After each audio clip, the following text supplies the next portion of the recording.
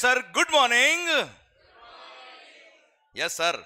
So GST, goods and services tax, आखिर क्यों आया, कैसे आया, या तक हमने बात कर ली।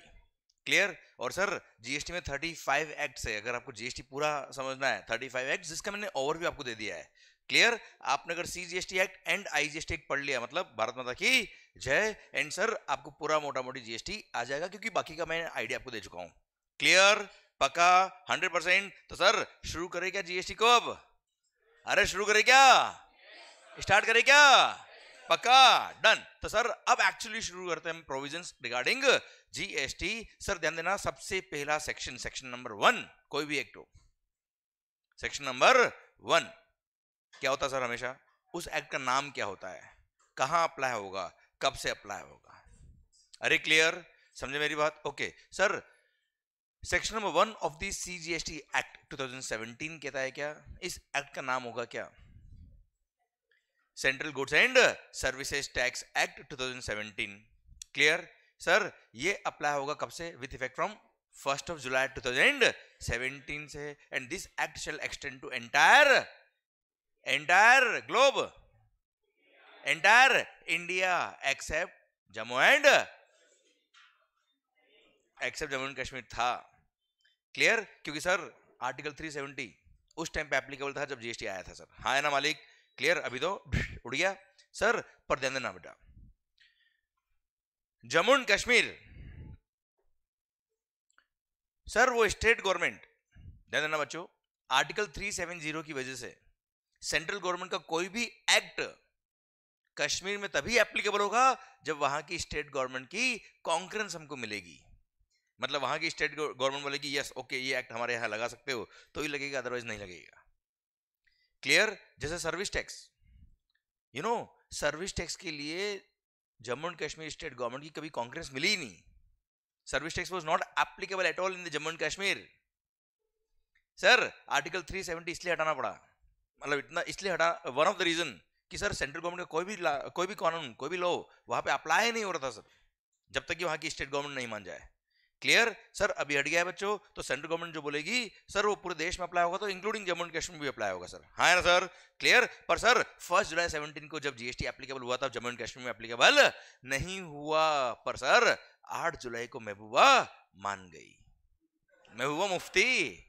सर 8 जुलाई को महबूबा मुफ्ती, मतलब वहां की स्टेट गवर्नमेंट ने conference they the, and yes 8 जुलाई को ये एक्ट जम्मू एंड कश्मीर में भी एक्सटेंड हो गया बाय स्पेशल ऑर्डिनेंस। क्लियर, पक्का बच्चों? 100% डन। सर ध्यान देना, वरना नुकसान उन्हीं को था।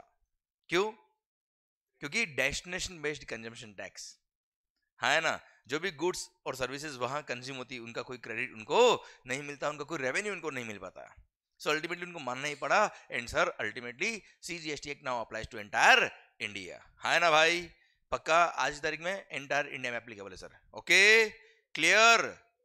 Okay sir. सर ये था section number 1। Section number 2 definitions आएगी सर, हाँ है ना, जब जब रिलेवेंट बात आएगी हम बात कर लेंगे उसके बारे में। ओके सबसे पहला अब सबसे पहला कोई भी टैक्स, भले वो इनकम टैक्स हो, कस्टम्स ड्यूटीज हो, एक्साइज ड्यूटी था, सर्विस टैक्स है, सर्विस टैक्स था, क्लियर, वेट हो या भी जीएसटी है, कोई भी टैक्स अगर चार्ज होगा तो एक्ट में लिखा होना चाहिए there must be an authority of the act कि ऐसा एक्टिविटी होने पर ये टैक्स लगेगा। है ना सर? ये काम अगर आप करोगे तो ये टैक्स लगेगा, ये काम अगर आप करोगे तो ये टैक्स चार्ज होगा। That section is called charging section. क्या बोलते हैं सर उसको हम? Charging section. वो सेक्शन है section number 9 under CGST act. तो हम क्या पढ़ रहे हैं बच्चों? Section number 9। शुरू करें हम? और कुछ समझ में आ रहा है या चल रहा है कि जीवन के लिए बस आगे है भी? पक्का चल रहा है? काट रहे हो वक्त? ओ सर कुछ समझ में आ रहा है कि नहीं आ रहा है?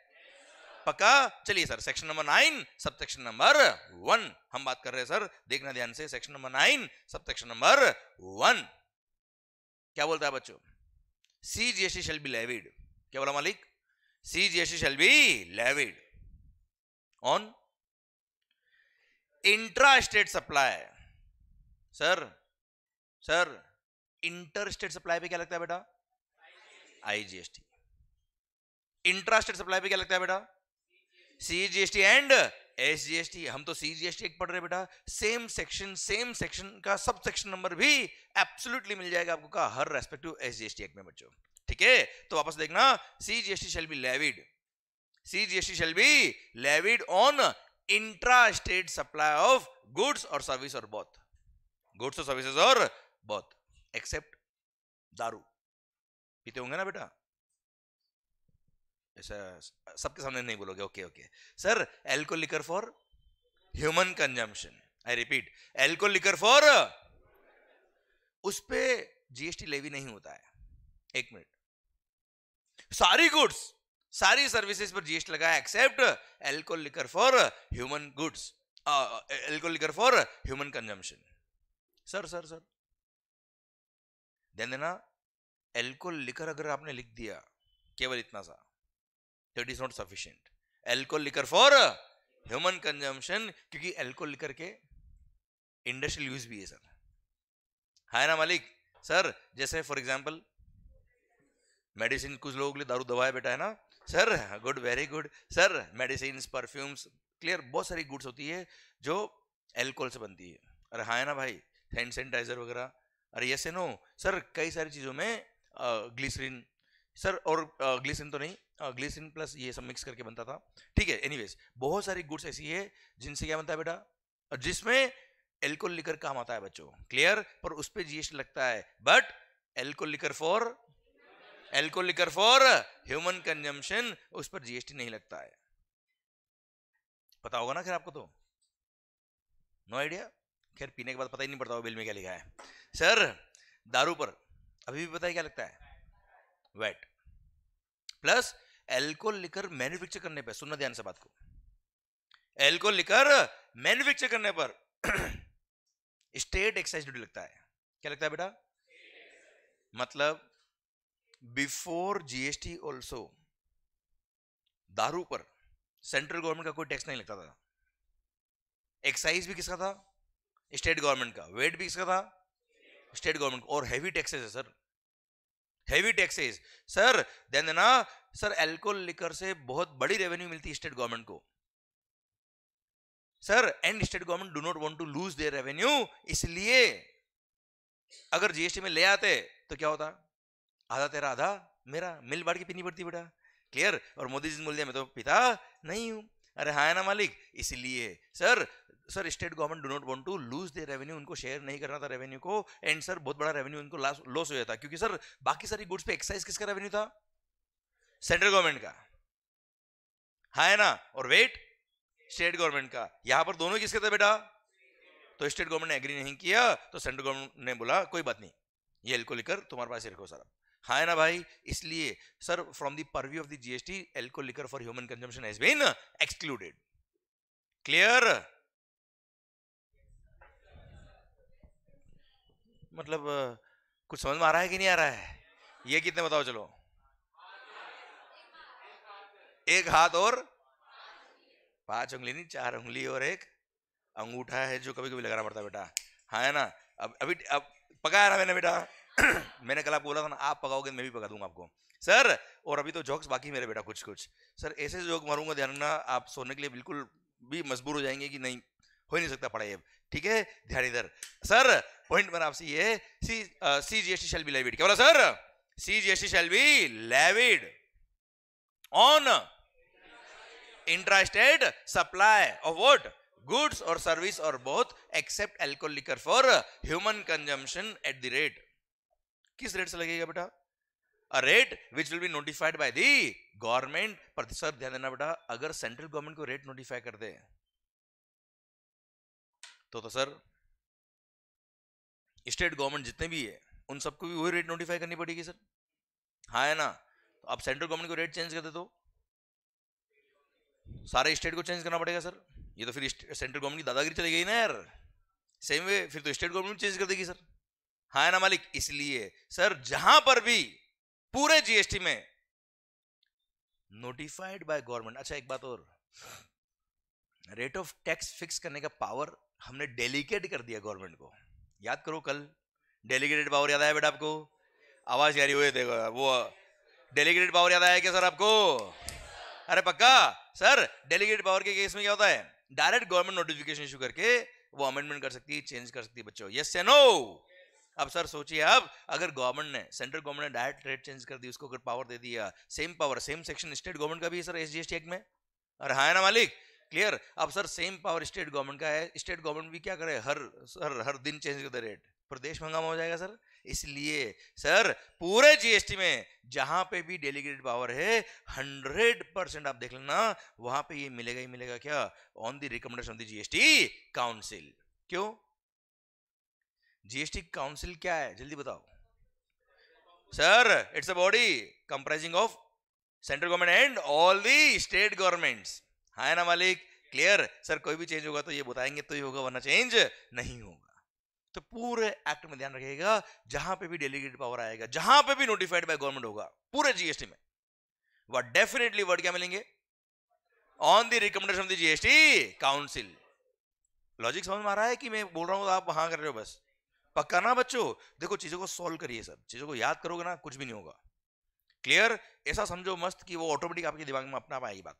Okay sir? ठीक सर, जैसे मैंने डेलीगेटेड पावर जैसे बोला तो शायद वो कल वाला पॉइंट क्लिक कर गया होगा आपको, है ना? तो बहुत ज्यादा जोर नहीं देना पड़ेगा आपको यहाँ पे। ओके, आराम से रिलैक्स होके सोचिए, मस्त होके बात करिए एंड इन्वॉल्व होके बात करिए सर। ओके, आप भूल जाओ क्लास के अंदर और भी कोई बैठा है, आप और मैं, बस और कोई नहीं बैठा है, बस ठीक है? बात करो मस्त होके। तो सर जहां पे भी नोटिफाइड बाय द गवर्नमेंट आ जाएगा, जहां पे भी डेलीगेटेड पावर आ जाएंगे, पूरे जीएसटी में क्या आएगा सर? On the. ओके चलिए सर बात वापस करता हूं मैं। सर टैक्स लगेगा but at the rate notified by the government, eight the rate notified by the government on the recommendation of the GST council. Clear? मतलब रेट ऑफ जीएसटी कितना होगा?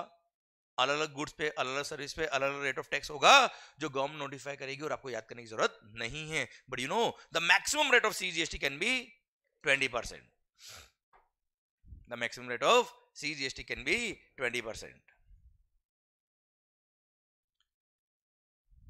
वापस बोल रहा हूं, maximum rate of CGST can be 20%। Okay चलो बताओ, मतलब जीएसटी का हाईएस्ट रेट क्या हो सकता है सर? हाँ क्या बात है, मजा आ गया यार ये तो। Sir so the maximum rate of GST can be 40% because it is the rate of CGST. Very good sir. Sir और ये रेट ऑफ टैक्स किस पे लगेगा? क्या हम इनकम टैक्स पढ़ रहे हैं मालिक? इनकम टैक्स लगता है कितना कमाया उस पर, है ना सर? हम क्या पढ़ रहे हैं? जीएसटी। जीएसटी लगता है टर्नओवर पर, सेल वैल्यू पे बेचा, है ना सर? ट्रांजैक्शन अमाउंट पर बच्चों। यस या no? Clear? So this rate of tax will be applied on value of goods, और वैल्यू हम पढ़ेंगे सेक्शन नंबर 15 आगे जाके, चैप्टर नंबर 3 में बना रखा आपके लिए। क्लियर? वैल्यू ऑफ गुड्स पर टैक्स लगेगा एंड दिल थाम के देखिएगा, and it shall be payable bye a taxable person. It shall be payable bye a taxable person. Okay मालिक, चलिए एक बार वापस पढ़ लेते हैं हम, फिर वापस मैं इसकी इंपॉर्टेंस क्रिएट करूंगा आपके लिए। ओके सर ध्यान देना, सीजीएसटी शैल बी लेविड। क्या बोला सर? अच्छा हम याद नहीं कर रहे हैं, हम रिवाइज करके एक एक वर्ड की इंपॉर्टेंस हम समझ रहे हैं बच्चों। ठीक है sir? CGST shall be levied. What do you mean by levy? चलो एक काम करता हूं मैं, एक बार पूरा बोल देता हूं फिर वापस एक एक वर्ड लेके चलते हैं। CGST shall be levied on intra state supply of goods और सर्विस और both except alcohol for human consumption at the rate notified by the government but not more than, on the recommendation of the GST council, but not more than 20% of value of such goods or service or both, and it shall be payable by a taxable person. Clear? पक्का? कोई doubt? ठीक। तो sir CGST levy होगा, what do mean by levy? Charge होगा, tax लगेगा, tax impose होगा। कब होगा? कब होगा? आवाज नहीं आ रही हुई। इंट्रा स्टेट सप्लाई, मतलब ऐसा कौन सा आप काम कर रहे हो हिंदुस्तान में जिसकी वजह से टैक्स लगेगा? ऐसा कौन सा आप काम कर रहे हो हिंदुस्तान में जिसकी वजह से टैक्स लगेगा? Intra state supply. सीजीएसटी की बात कर रहे हैं अगर हम, तो इंट्रा स्टेट सप्लाई, हाँ है ना सर? कहां लिखा है ये? Section number 9 sub section number 1 में। क्लियर? समझे मेरी बात? कहां लिखा है ये? मतलब आपको बताया है किसने कि ये काम करने पे जीएसटी लगेगा? इसलिए इसको बोलते हैं क्या? Charging section. क्लियर? हर टैक्सेशन लॉ के अंदर आप डेफिनेटली ये सेक्शन देखेंगे और इस सेक्शन की वजह से टैक्स लग रहा है सर। हाँ है ना भाई? क्लियर? पक्का? तो ये वो इवेंट है, ये वो इवेंट है जिसके होने पे टैक्स लगेगा सर। अरे यस या नो? क्लियर? तो यू टेल मी, ऐसा कौन सा इवेंट है, ऐसा कौन सा इवेंट है on the happening of which GST will become applicable? Yes sir. Intrastate supply. चलिए, सीजीएसटी हो, एसजीएसटी हो, इंट्रा पे लगेगा। इंटरस्टेट सप्लाई पे क्या लगेगा? आईजीएसटी। तो सीजीएसटी हो, एसजीएसटी हो या आईजीएसटी, अल्टीमेटली लेवी कब होगा सर? आवाज नहीं आ रही हो? सप्लाई पे। क्लियर? तो सर ऐसा कौन सा इवेंट है जिसके होने पर जीएसटी लगता है? तो सर वो इवेंट जिसके होने पर जीएसटी लगता है इज कॉल्ड टैक्सेबल इवेंट। अरे हाँ है ना? वो इवेंट जिसके होने पर पर्टिकुलर टैक्स लगता है, the taxable event under GST is supply. Clear? ऐसा इवेंट, ऐसा कोई काम जिसके होने पर कोई पर्टिकुलर टैक्स लगता है इज कॉल्ड टैक्सेबल इवेंट। और वो टैक्सेबल इवेंट जीएसटी में क्या है बेटा? चलिए, कस्टम्स के अंदर टैक्सेबल इवेंट क्या होगा? जल्दी बोलो। Import of goods and export of goods. अच्छा, एक्साइज में टैक्सेबल इवेंट क्या है? मैन्युफैक्चर। सेल्स टैक्स में क्या है? That's it. मतलब आपको टैक्सेबल इवेंट का कॉन्सेप्ट समझ में आ गया सर। समझे आप मेरी बात? देखो, आप कभी भी चीजों को याद मत करो, मैं बोल रहा हूँ ना, फंडामेंटल समझिए आप। सर बाकी सारे एक्ट आपने मुझे बता दिए कि कस्टम में क्या होगा, एक्साइज में क्या होगा, सेल्स टैक्स में क्या होगा। अरे क्लियर सर? टैक्सेबल इवेंट मतलब वो इवेंट जिसके होने पर कोई पर्टिकुलर टैक्स लग रहा है, और वो event under GST is supply. Okay, तो sir CGST shall be levied. क्या बोला सर? अच्छा, ये सब आपको बताया किसने? टैक्सेबल इवेंट ये सप्लाई? मैंने नहीं बताया सर, मैंने नहीं बताया। सेक्शन नंबर 9 सब सेक्शन 1 ने पूरी दुनिया को बताया है सर। ओके, समझे मेरी बात? मतलब कभी भी कोई बात ऐसे याद नहीं करनी यशवंत सर ने बोला इसलिए याद करना है, नहीं सर। वो चीज का लॉजिक क्या है, ये चीज का मतलब ये है, एंड सर इसका इंटरप्रिटेशन ये निकल रहा है, बात खत्म।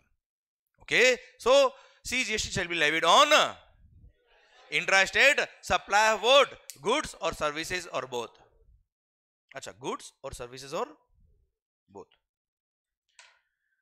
गुड्स के टैक्स भी मर्ज हुए, सर्विसेज के टैक्सेस भी मर्ज हुए, है ना? और बोथ का मतलब क्या सर? कंपोजिट सप्लाई या mix supply. Clear? Combo of both this. हाँ है ना भाई? इसके एग्जांपल्स में कुछ दूंगा आपको बाद में बेटा। अरे clear? So CGST shall be levied. क्या बोला sir? CGST shall be levied on intra state supply of goods और सर्विसेज और both except alcohol liquor for human consumption. बात में कर चुका हमसे बेटा। At the rate notified by the government on the recommendation of the GST council and sir, maximum rate will be 20% of what? Value of such goods or service or both, and it shall be payable by a taxable person. एक minute, value क्या होता है? मैंने एक example दे दिया आपको बेटा, sale price is called value. Sir एक बात और करनी मेरे को आपसे, it shall be payable bye a taxable person. ये क्या होता है? It shall be payable bye a taxable person. हाँ जी, मैं तुम्हें बताता हूं बेटा। यस, ओके, ठीक है, गुड। और बताता हूं मैं आपको example. Taxable person has been defined in GST. Taxable person is defined under GST. और टैक्सेबल पर्सन का मतलब क्या होता है? दिल थाम के सुनिएगा, मजा आ जाएगा सर आपको। सुनना मस्त। वैसे ये टॉपिक चैप्टर 9 पढ़ेंगे हम, रजिस्ट्रेशन तब आएगा, पर यहां थोड़ा हिंट दे रहा हूं मैं आपको, पूरा डेप्थ में नहीं ले जा रहा मैं आपको। चलेगा सर? ठीक है। Taxable person means a person who is registered under GST और is liable to be registered under GST. A person who is, जल्दी बोलो।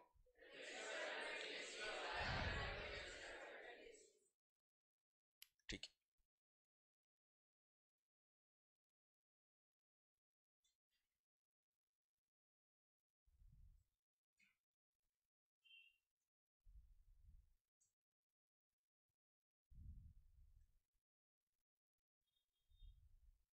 अ person who is registered under GST और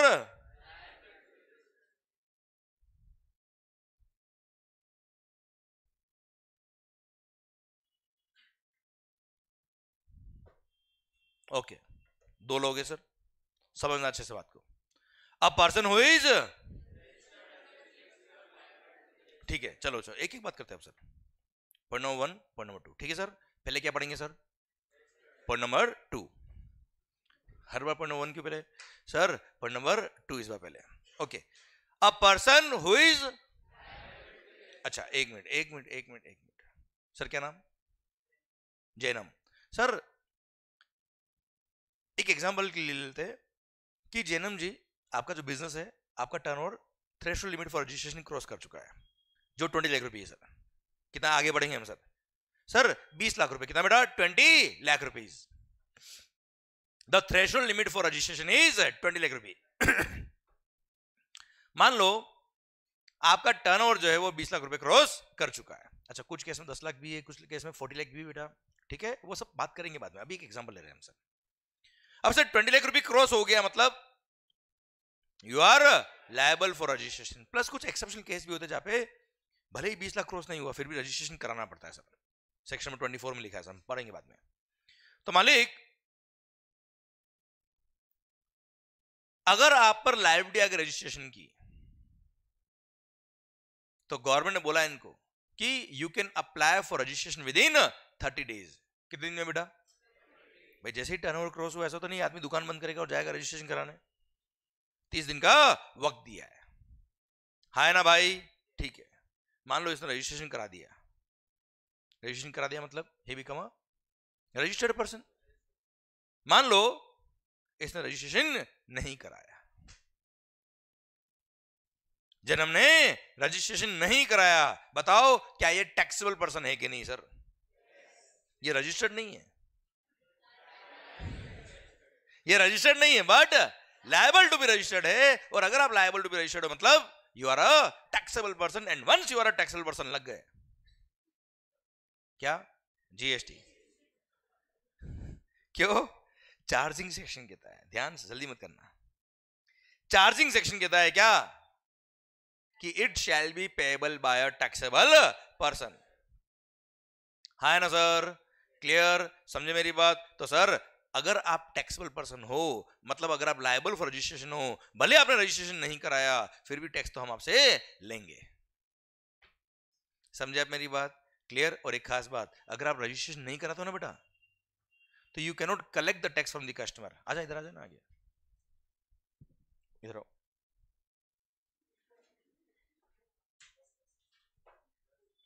यहाँ एकदम पास है, दिल के करीब सर। Good morning. नाके नहीं आया ना? नाके, सेम टू यू सर। सुनना,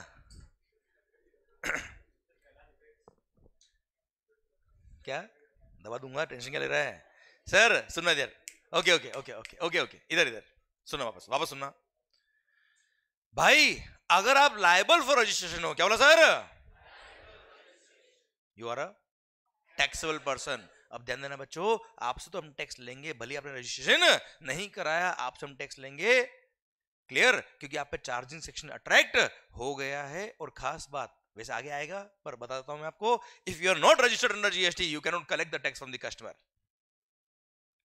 भाई आपका जीएसटी नंबर नहीं है, क्या आप टैक्स इनवॉइस इशू कर पाएंगे? क्या नहीं कर पाएंगे? क्या कस्टमर से टैक्स ले पाएंगे? क्या नहीं? ये लॉजिकल बताया मैंने, आगे पढ़ेंगे हम आगे। ठीक है, मतलब क्या हो गया बेटा? जैनम भाई, you are liable for registration, it means आप पे लायबिलिटी थी रजिस्ट्रेशन की। सर आपने रजिस्ट्रेशन नहीं भी कराया तो भी जीएसटी की लायबिलिटी आप पर आएगी, हम आपसे टैक्स लेंगे, मतलब गवर्नमेंट आपसे टैक्स लेगी, और आप कस्टमर से टैक्स नहीं ले पाएंगे, अपनी जेब से टैक्स पे करना पड़ेगा साहब। अरे clear sir? It shall be payable by taxable person, मतलब if you are liable for registration, आप रजिस्ट्रेशन कराओ या ना कराओ, हमें कोई फर्क नहीं पड़ रहा, हम तो आपसे टैक्स लेंगे सर। एक बात समझ में आया बेटा? ये था पॉइंट नंबर 2। आइए बेटा पॉइंट नंबर 1, क्या बोलता बेटा? Taxable person means a person who is registered under GST. Taxable person means a person who is registered under GST. क्या नाम सर? अर्जुन भाई। सर अर्जुन भाई, इनका टर्नओवर कितना है बेटा? 00 बेटा। वो 00 नहीं हो सर, सुना, टर्नओवर है ही नहीं, बिजनेस अभी कमेंस कर रहा है बेटा, and he is not liable for registration at all, he is not.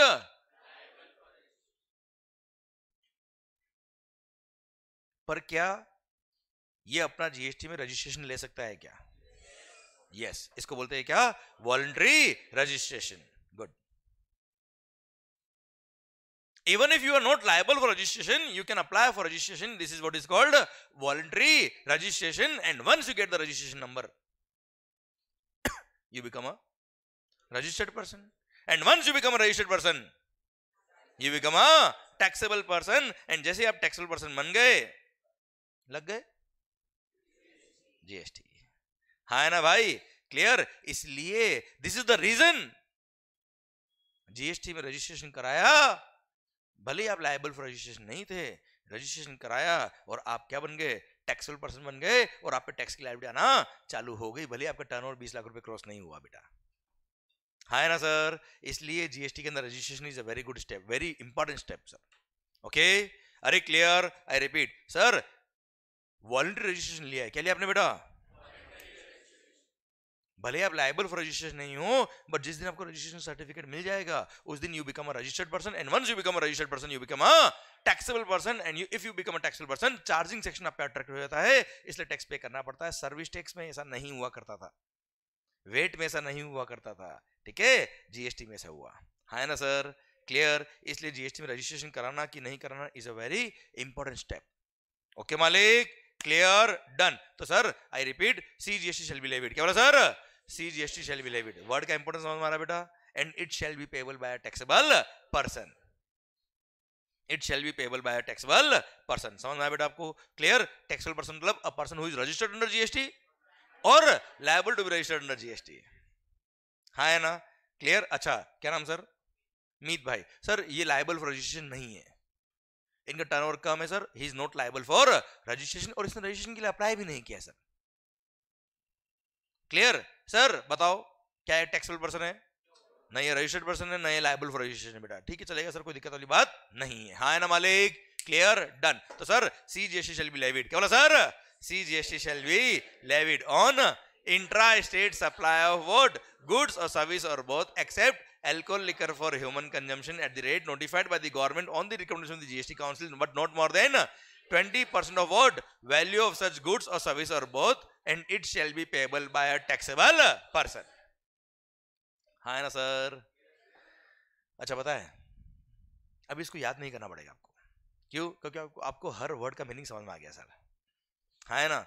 एक लाइन मिस किया है, एक वर्ड मिस किया, मतलब एक कॉन्सेप्ट मिस कर दिया, एक बहुत बड़ा पॉइंट आपने मिस कर दिया। तो हर चीज को ऐसा समझो कि आपको अपना आप याद हो जाए सर। याद करना नहीं पड़े बेटा, क्योंकि प्यार हो जाता है, प्यार करते थोड़े बेटा। क्लियर? तो ऐसी चीजें समझ में आ जानी चाहिए, याद करनी नहीं पड़े सर। अरे क्लियर? पक्का? 100% डन। सर प्लीज सर,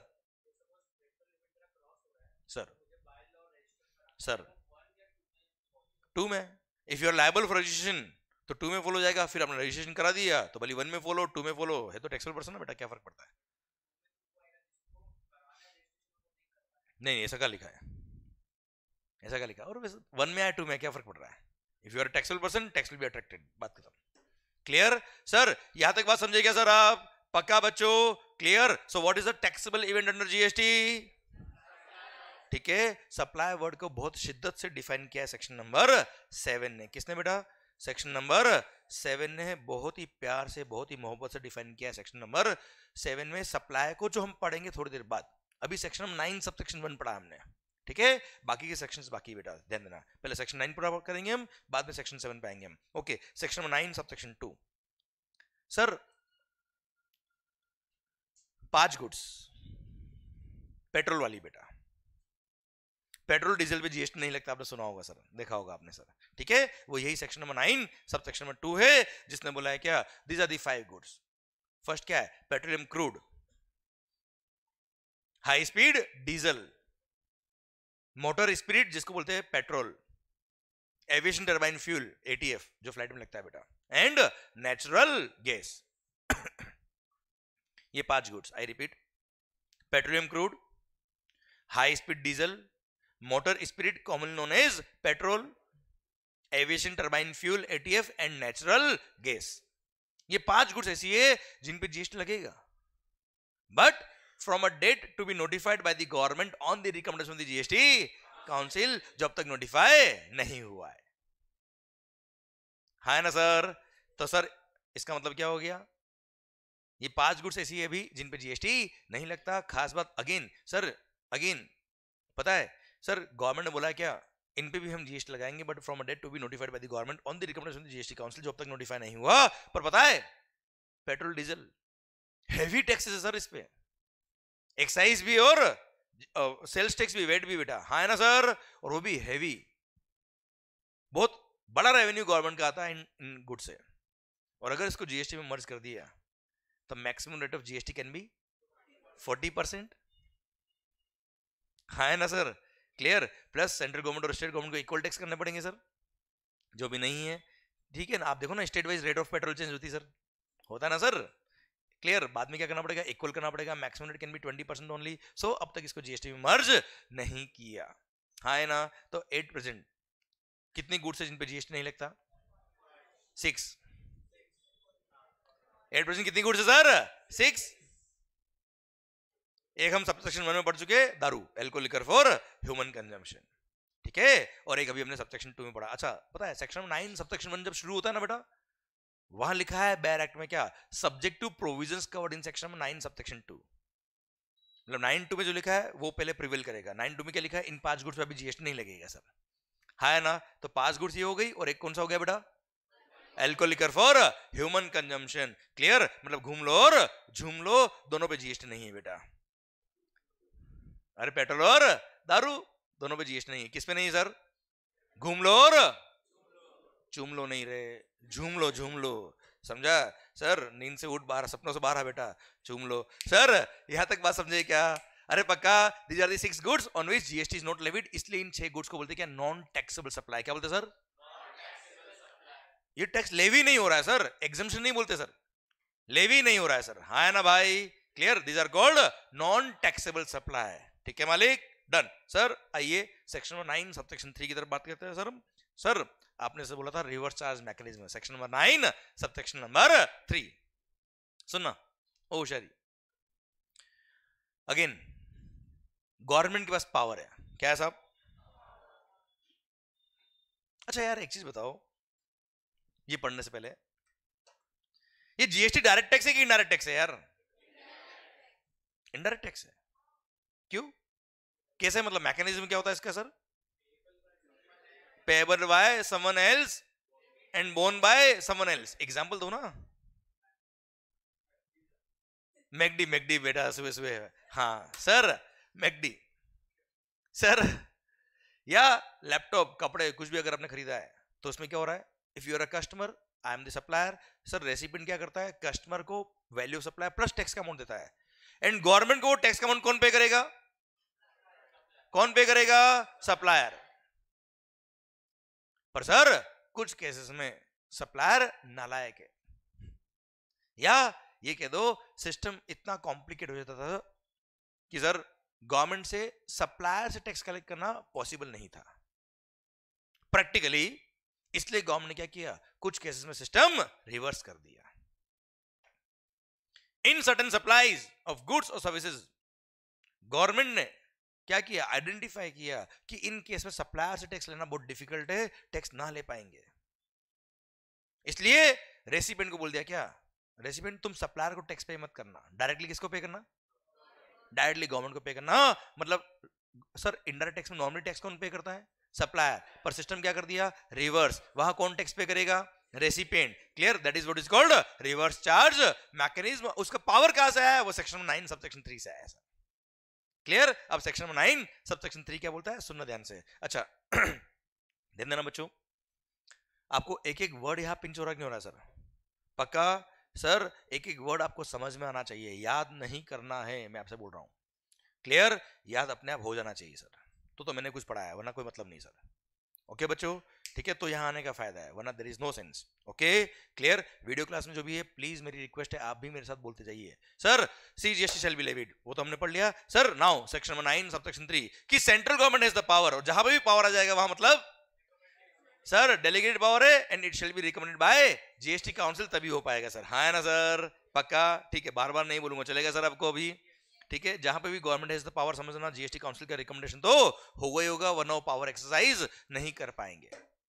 ठीक है sir, central government has the power that on the recommendation of the GST council they can notify certain goods और सर्विस और बोथ। कुछ गुड्स और सर्विस और बोथ को वो नोटिफाई कर सकते हैं, और नोटिफाई करके बोल देंगे क्या, यहां पे recipient shall be liable to pay tax to the government directly under reverse charge mechanism RCM. किस पे टैक्स की लायबिलिटी आएगी सर? और पता है जब रेसिपिएंट पे लायबिलिटी है ना बेटा, तो रेसिपिएंट पे लायबिलिटी है, मतलब देयर इज नो चॉइस। ऐसा नहीं काम करना आज तू पे कर दे टैक्स, ऐसा नहीं हो सकता सर। जहां सप्लायर लायबल है वहां सप्लायर को टैक्स पे करना, जहां रेसिपिएंट लायबल है वहां रेसिपिएंट को ही टैक्स पे करना है, बात खत्म, there is no choice. Clear sir? जहां पर recipient shall be liable to pay tax to the government directly under reverse charge mechanism, और जहां पर रेसिपिएंट लायबल होता है वहां पे recipient will be treated as if he is the person liable to pay tax to the government. बेटा हाँ है ना सर? मतलब गवर्नमेंट टैक्स कलेक्ट किसे करेगी? मतलब सप्लायर को आके नहीं बोल सकती रेसिपिएंट टैक्स पे नहीं कर रहा, आप दो, दे कांट से। क्लियर? उनसे ही लेना है, बात खत्म sir. They are liable to pay tax, we are not liable to pay tax, बात खत्म सर। हाँ है ना सर? अरे क्लियर, पक्का? और सर रेसिपिएंट लायबल है मतलब वही लायबल है, बात खत्म, चॉइस नहीं है सर। ठीक है सर? जहां पर सप्लायर ही लायबल होता है उसको बोलते हैं, वर्ड के लिखा नहीं लोग के अंदर, पर उसको बोलते हैं फॉरवर्ड चार्ज मैकेनिज्म। क्या बोलते हैं मालिक? Forward charge mechanism. जहां रेसिपिएंट लायबल होता है उसको क्या बोलते हैं sir? Reverse charge mechanism. Okay sir, generally क्या लगता है बेटा? Forward charge. ठीक है, एक्सेप्शन केस में क्या है sir? Reverse charge. And yes, कुछ गुड्स में और कुछ सर्विसेज में रिवर्स चार्ज लगता है। Some goods as well as some services have been notified by the government under RCM, जहां पे रेसिपिएंट लायबल होगा टैक्स पे करने के लिए, और वो गुड्स कौन कौन सी है, वो सर्विसेज कौन कौन सी है, वो हम पढ़ेंगे बाद में सर। अलग से मैंने चैप्टर दे रखा है आरसीएम नाम का बेटा। ठीक है क्लियर? अभी मैं list of goods, list of services आपको नहीं पढ़ा रहा बच्चों। ठीक है सर? अरे चलेगा? ठीक सर, एक मिनट, पर सर एक एग्जाम्पल मिल जाए ना सर तो मजा अलग आ जाएगा सर। आरसीएम आखिर आया क्यों? वो लिस्ट ऑफ गुड्स और लिस्ट ऑफ सर्विस पढ़ लेंगे बाद में सर, एक एग्जांपल देके समझाऊंगा मैं आपको सर। अरे पढ़ा दूं क्या? चलिए सर, मान लो, चलो वापस, मान लो, हाँ ये आनी चाहिए एनर्जी सर। आपने कोई सर्विसेज इंपोर्ट करी सर, क्या करी सर आपने? एक मिनट, गुड्स इंपोर्ट करने में क्या लगता है बेटा? हाँ बोलो बोलो बोलो। गुड्स इंपोर्ट करने पर कस्टम्स लगता है। मैं किसकी बात कर रहा हूं सर आपसे? मैं किसकी बात कर रहा हूं सर आपसे? सर्विसेज। मैं किसकी बात कर रहा हूं आपसे?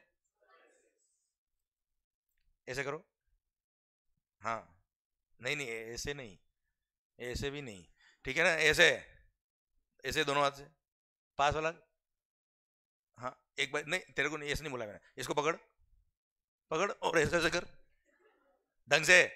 हाँ अभी ध्यान इधर होना चाहिए। ठीक है सर, मान लो, हाँ बात करनी मेरे से आपको। Okay sir, out of India से आपने कोई सर्विसेज इंपोर्ट करी, कंसल्टेंसी सर्विसेज। मैंने क्या बोला? हाँ नहीं तो हूं तो चलेगा सर। कंसल्टेंसी सर्विसेज आपने आउट ऑफ इंडिया से इंडिया में इंपोर्ट करी सर। गुड्स इंपोर्ट करने पे लगता है कस्टम्स। मैं बात कर रहा हूं किसकी? सर्विसेज। सर हम पढ़ेंगे आगे जाके सप्लाई की डेफिनेशन में, अगर आप सर्विस इंपोर्ट करते हो तो वहां लगता है आईजीएसटी सर। क्या लगता है बच्चा? आईजीएसटी। ऐसा हम पढ़ेंगे बाद में सर। ठीक है, अभी रिवर्स चार्ज का मैं एक एग्जांपल देने के लिए आपको ये एग्जांपल ले रहा हूं सर। ठीक है, तो सर इंपोर्ट और सर्विस पे जीएसटी लगता है, ये समझ लेना बेटा आप। ओके, अब सर मान लो आउट ऑफ इंडिया से, कहां से बेटा? आउट ऑफ इंडिया से सर आपने सर्विसेज इंडिया में इंपोर्ट करी। आउट ऑफ इंडिया से सर्विस देने वाला कौन था? मान लो मिस्टर डॉन। डॉन ने सर्विसेज दी इंडिया में किसको? मिस्टर कॉन को। कॉन ने डॉन से सर्विस इंपोर्ट करी। क्या इंपोर्ट करी बेटा? सर्विसेज। मान लो वैल्यू सर्विस कितना बेटा? 1 CR। उस पर 18% is the rate of tax, suppose IGST. कितना हो गया sir? 18 lakh. Total comes to 1 crore 18 lakh. सुनना ध्यान से, अगर कौन ने, जो रेसिपिएंट है, उसने अगर पूरा 1 करोड़ 18 लाख रुपए डॉन को दे दिया होता, डॉन का है आउट ऑफ इंडिया, अगर एंटायर 1,18,00,000 अगर उसने डॉन को पे कर दिया होता तो क्या आप सोच के बताइए, क्या डॉन जो आउट ऑफ इंडिया है वो इंडिया में आके अपना जीएसटी में रजिस्ट्रेशन कराता? क्योंकि टैक्स पे करने के लिए रजिस्ट्रेशन तो कराना पड़ेगा ना यार। ऐसा कोई डोनेशन का बॉक्स तो नहीं है कि मेरा टैक्स बनता है डाल दिया डोनेशन बॉक्स में। रजिस्ट्रेशन कराना पड़ेगा, रिटर्न फाइल करने पड़ेंगे सर। अरे हाँ है ना सर? सर क्या आपको लगता है वो डॉन जो आउट ऑफ इंडिया है वो इंडिया में आके जीएसटी लॉ में रजिस्ट्रेशन कराएगा, टैक्स पे करेगा, रिटर्न फाइल करेगा? आपको लगता है? अगर वो टैक्स पे नहीं करेगा तो आपको लगता है कि Indian government out of India जाके इंडिया के लॉज वहां अप्लाई कर पाएगी और वहां से उनसे रिकवरी कर पाएगी? इंडिया वालों से रिकवरी नहीं हो पा रहा है भाई। अरे हाँ है ना sir? Is it possible to recover the amount from the persons who are located outside India? No, not at all. Clear? इसलिए गवर्नमेंट ने वहां क्या लगा दिया बेटा? Reverse charge mechanism. और वहां रेसिपिएंट को बोल दिया क्या? दिमाग खराब मत करना। आप उस सप्लायर ऑफ सर्विस को मिस्टर डॉन को इस एग्जांपल में केवल 1 करोड़ ही दीजिएगा, जो 18 लाख बनता है वो डायरेक्टली किसको पे करता ना? गवर्नमेंट को सर, क्योंकि डॉन का है आउट ऑफ इंडिया। क्लियर? और सर जो आउट ऑफ इंडिया है उसको इंडियन गवर्नमेंट पकड़ नहीं पाएगी। क्यों नहीं पकड़ पाएगी बेटा? क्योंकि डॉन को पकड़ना मुश्किल ही नहीं, नामुमकिन है। पका है ना बेटा? क्लियर? सर आपकी आवाज कम आएगी तो मैं भी पकाऊंगा बेटा, ध्यान रखना। सर क्योंकि डॉन को पकड़ना मुश्किल ही नहीं, नामुमकिन है। और सर डॉन की जगह पे कोई नॉर्मल आदमी होता ना सर तो भी ना हो पाता सर, क्योंकि इंडियन लॉज के थ्रू आप बाहर से रिकवरी नहीं कर पाएंगे सर। इंडिया के जीएसटी लो वहां बाहर नहीं लगा सकते आप बच्चों। ठीक है? क्लियर? इसीलिए यहां पे क्या लगाया बच्चों? जल्दी बोलो। RCM। और वहां पे कौन लायबल होगा? बताता रहा हूं मैं कौन लायबल होगा। अरे बता रहा हूं कौन लायबल होगा, पूछ नहीं रहा हूं मैं आपसे। कौन लायबल होगा देखो ध्यान से। अरे कौन लायबल होगा है देखो है ना सर? कौन लायबल होगा? बता तो रहा हूं मैं आपसे कौन लायबल होगा। क्लियर? समझे? So these are the cases. Sir ऐसा नहीं कि लॉजिक नहीं है सर, वहां पे भी ऐसा नहीं गवर्नमेंट को मजा आ रहा है कॉम्प्लिकेट कर दो, कुछ केस में रेसिपिएंट को लायबल कर दो, कुछ केस में सप्लायर को लायबल कर दो, सिस्टम समझ नहीं है और लोग कोचिंग करना है, ऐसा नहीं है। Clear sir? तो in every service, every goods which have been notified by government under section 9 subsection 3 there are logics. ठीक है? पर हर सेक्टर को हम पढ़ेंगे बाद में सर। और सर हम चीज को समझेंगे कि रिवर्स चार्ज क्या होता है। आई थिंक समझ में आया एग्जांपल के थ्रू बेटा आपको। क्लियर? एक और एग्जांपल दूं सर मैं आपको? और दूं क्या? रिकवरी एजेंट बैंक्स वगैरह होते हैं ना सर, वसूली भाई। अरे यस नो सर, जो लोन रीपेमेंट नहीं करते उनसे रीपेमेंट करवाते बेटा, हाँ है ना? फिर भी नहीं होता है तो सर रिकवरी एजेंट अपॉइंट हो जाते सर। रिकवरी एजेंट जितना रिकवरी करेंगे उसका एक फीस उनको मिलेगा सर। अब सर आप सोचो, recovery agents are providing services to bank, उस पर क्या लगेगा सर? जीएसटी। अरे हाँ है ना सर?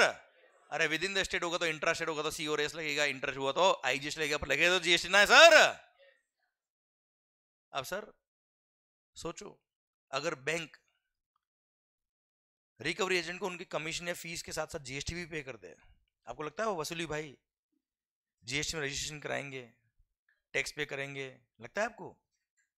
और अगर टैक्स पे नहीं किया तो क्या आपको लगता है डिपार्टमेंट उनसे रिकवरी कर पाएगा? 2 ऑफिसर गए रिकवरी करने, वापस आया नहीं सर। क्लियर? इसलिए practically again it was not possible for the government to recover the tax from the recovery agents. वहां क्या लगा दिया? रिवर्स चार्ज मैकेनिज्म लगा दिया। और गवर्नमेंट बोले क्या हमसे ना हो पाएगा, बैंक तुम उनको टैक्स देना ही नहीं, तुम डायरेक्टली उनको वैल्यू का जो अमाउंट है टैक्स, जो विदाउट टैक्स जो वैल्यू है उसी का पेमेंट करना, टैक्स हम डायरेक्टली आपसे लेंगे सर। हाँ है ना सर? और वहां क्या लगा दिया बच्चों? आरसीएम लगा दिया। और वहां रेसिपिएंट जो बैंक होता है वो लायबल होगा टैक्स पे करने के लिए सर। यस या नो? और इस एग्जांपल में यहां पर जो वैल्यू ऑफ सप्लाई है 1 CR, ये 1 CR डॉन को पे करेगा मिस्टर कौन, एंड 18 लाख रुपए डायरेक्टली गवर्नमेंट को पे करेगा मिस्टर कौन बच्चों। हाँ है ना मालिक? क्लियर? पक्का? Done sir please. नहीं ऐसा कहीं लिखा नहीं है। क्लियर? आरसीएम के अंदर, चलो आप बोलो, आपका आंसर और मस्त वाला देता हूं, बोलो सर। चलो मैं बोल देता हूं इनका क्वेश्चन में। हाँ अब क्वेश्चन ही वही था तो मैं बोलूंगा ना आगे सर, मैं डिफाइन भी कर देता हूं इनका क्वेश्चन सो दैट सबको समझ में आएगा सर। इनका क्वेश्चन मैं समझ गया पर जरूरी नहीं आप लोग समझ गए। सर अभी अभी अपने और मैंने बात करी कि जीएसटी तभी लेवी होगा जब सप्लाई होगा, है ना भाई, and it shall be payable by taxable person. तो रिवर्स चार्ज मैकेनिज्म अगर लगा दिया तो रेसिपिएंट लायबल होगा, तो क्या रेसिपिएंट टैक्सेबल पर्सन है क्या? यस, क्या लायबल टू रजिस्ट्रेशन है? सर वैसे आपका आंसर अंदाजा बिल्कुल सही था आपका। सेक्शन में 24 आपने नहीं पढ़ा, बट यू आर मैजिशियन, आपको पता था बेटा कि सर सेक्शन में 24 रजिस्ट्रेशन के चैप्टर में सेक्शन में 24 में लिखा है कि जिन पे रिवर्स चार्ज मैकेनिज्म में लायबिलिटी आती है जीएसटी पे करने की, उनको कंपलसरी रजिस्ट्रेशन कराना ही पड़ेगा, भले उनका टर्नओवर कुछ भी हो, वी डोंट केयर। और जैसे ही उन पे आरसीएम की लायबिलिटी आई, they become a taxable person, और जैसे ही वो टैक्सेबल पर्सन बने, जीएसटी अट्रैक्ट हो गया, and yes they are liable to pay the GST as per section 9 sub section 3। Bharat माता की जय। क्लियर, पक्का, डन। सर हाँ बेटा, नहीं नहीं नहीं, आरसीएम में आ रहा है तो अच्छा। एक बात और सर, गवर्नमेंट भी कोई पागल नहीं है, गवर्नमेंट ने भी सोच समझ के रिवर्स चार्ज की कुछ सर्विसेज और गुड्स को नोटिफाई किया है। एंड कंज्यूमर परेशान नहीं होना चाहिए सर उसके अंदर, ठीक है। गवर्नमेंट ने हर सेक्टर को डिफाइन कराया, देखा है, समझा, और उसके बाद ही रिवर्स चार्ज लगाया। अब बोलिए आप, नहीं है ना टैक्स का बेनिफिट? भाई गवर्नमेंट को बेनिफिट क्या है? Easy collection of tax, recovery agent. अब रिकवरी एजेंट से टैक्स ले सकते हैं क्या सर वो? नहीं, उनको लगा बहुत डिफिकल्ट है सर कलेक्ट करना इनसे, बैंक को बोलिए तुम ही टैक्स पे कर देना हमको। सो वो मिले नहीं मिले बात की बात है ना बेटा। भाई आईटीसी मिलेगा तो टैक्स पे नहीं करेंगे ऐसा? आप सोचो, अगर आपका आउटपुट गुड्स टैक्सेबल है तो क्या इनपुट टैक्स पे नहीं करोगे आप? क्लियर। सो आईटीसी मिले ना मिले, इनपुट टैक्स क्रेडिट मिले ना मिले, वो बात की बात है बच्चों। क्लियर। हो सकता है आपका आउटपुट सप्लाई एग्जम्प्ट है बेटा, आपको आईटीसी नहीं मिलता है, अब ठीक है, वो सेकंड स्टेप हो गया। आपको आईटीसी मिलना नहीं मिलना एक अलग बात हो गई, पर हर वैल्यू एडिशन पे गवर्नमेंट को टैक्स मिलना चाहिए। तो सर रिवर्स चार्ज में अगर आपकी लायबिलिटी आती है, you will have to pay the tax, ठीक है, भले आपको आईटीसी मिलता नहीं मिलता, बात की बात है बच्चों। ओके बेटा, क्लियर माहौल। तो सर ये था क्या, section number 9 sub section 3 RCM पर। हाँ, लिस्ट ऑफ गुड्स और लिस्ट ऑफ सर्विसेज, जो कोई बहुत टफ बात नहीं है सर, कॉन्सेप्ट में आपको पढ़ा चुका हूं आरसीएम का सर, वो हम पढ़ेंगे लिस्ट ऑफ गुड्स और list of services chapter number 6 में, जब हम रेस्पेक्टिव चैप्टर पढ़ेंगे रिवर्स चार्ज का बच्चों। Clear, done. सेम वे एक सेक्शन नंबर 9 सब सेक्शन 4 भी दे रखा है सर। अगेन ये भी रिवर्स चार्ज का है बेटा, सुनना ध्यान से, क्या बोला है पता है sir? Government has the power, क्या बोला मालिक? Government has the power that on the recommendation of the GST council they can, अच्छा सुना रे, ये होशियारी, डेलीगेटेड पावर दे रखा है, जीएसटी काउंसिल आएगा ही आएगा सर। उनके पास पावर है कि वो नोटिफाई कर देंगे कुछ गुड्स और सर्विस बोथ को, क्या कर देंगे sir? They can notify certain goods और सर्विसेज और बोथ। अगर वो नोटिफाइड कैटेगरी ऑफ गुड्स और सर्विस और बोथ परचेज करता है कौन? Specified category of registered person. कौन परचेज करता है मालिक? आवाज नहीं आ रही। Specified category of registered person अगर परचेज करता है, कौन परचेज करता है बेटा?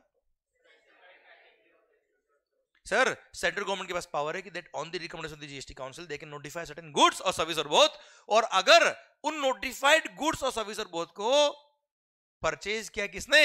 Specified category of registered person ने। किससे? अनरजिस्टर्ड पर्सन से। किसे परचेज किया बेटा?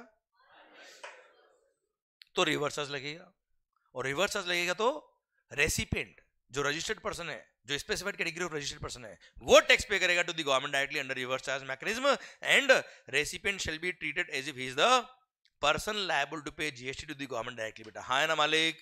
Clear, okay. समझ में नहीं आया बेटा? क्योंकि मैंने समझाया भी नहीं, अभी बोला है, केवल बोलता हूं अभी मैं, सुनना रहे होशियारी। Section number 9 sub section 4 sir क्या बोलता है? किसी भी अनरजिस्टर्ड पर्सन से, क्या बोला sir? Notified category of goods और सर्विस और बोथ परचेज करता है कौन? Specified category of registered person. सारे लोग नहीं, specified category of registered person. तो ऐसे केस में वहां रिवर्स चार्ज लगेगा, और सप्लायर जो था वो तो वैसे भी अनरजिस्टर्ड है सर।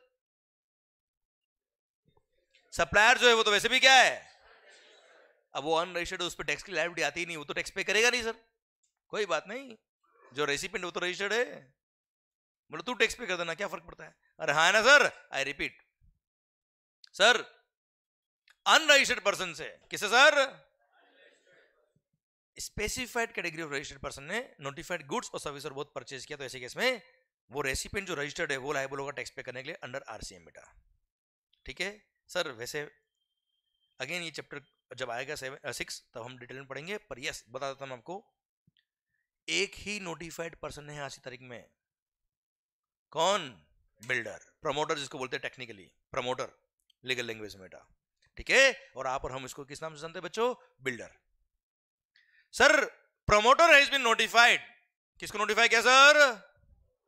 चलो बिल्डर बोल दूं मैं, चलेगा आपके लिए? ठीक है, बिल्डर को नोटिफाई कर दिया, किसको नोटिफाई कर दिया सर? किसको नोटिफाई किया? किसको नोटिफाई किया? ऐसे ऐसे हाथ हटा दे, अरे बस तू कहीं खो जाता कभी कभी बेटा। सर सुनना, किसको नोटिफाई किया? बिल्डर को। मेरे साथ बोलते जाओ आप सर, किसको नोटिफाई किया? बिल्डर। अब अगर बिल्डर को नोटिफाई कर दिया कि बिल्डर तुमने अगर किसी भी अनरजिस्टर्ड पर्सन से, क्या बोला सर?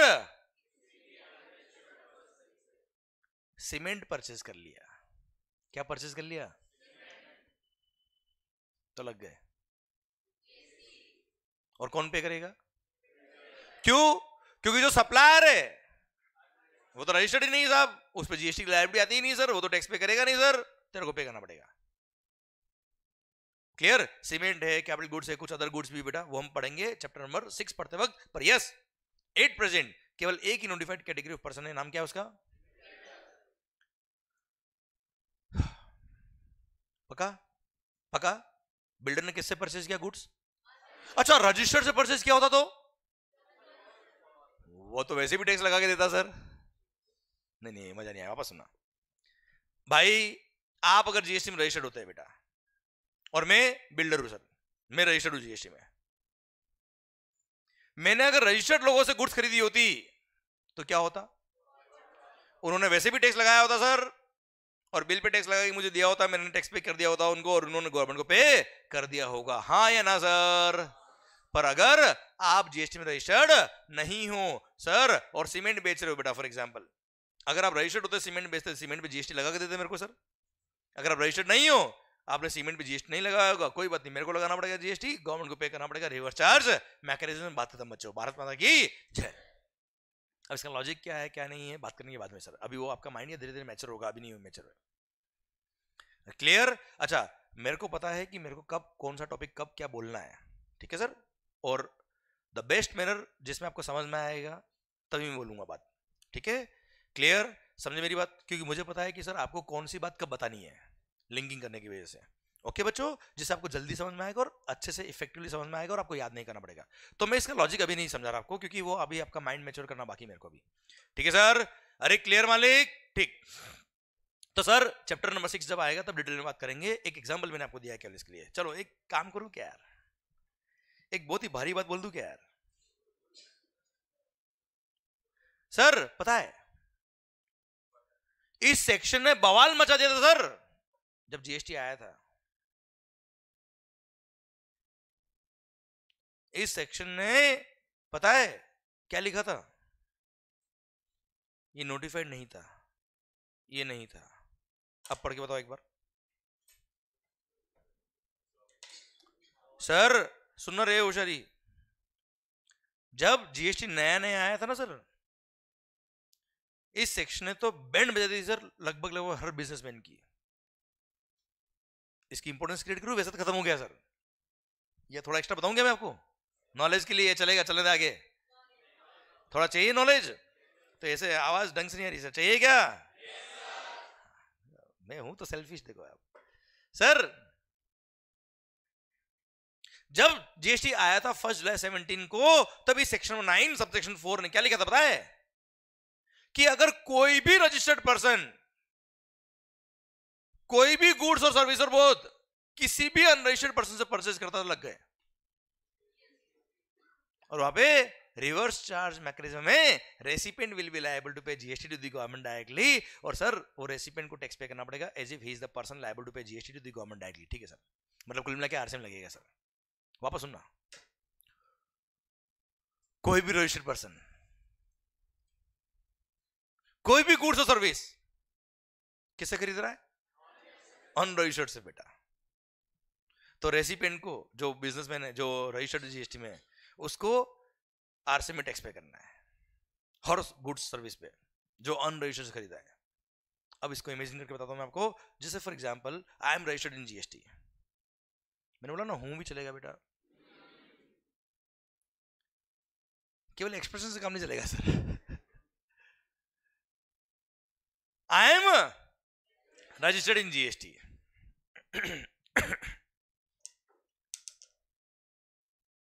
अब सर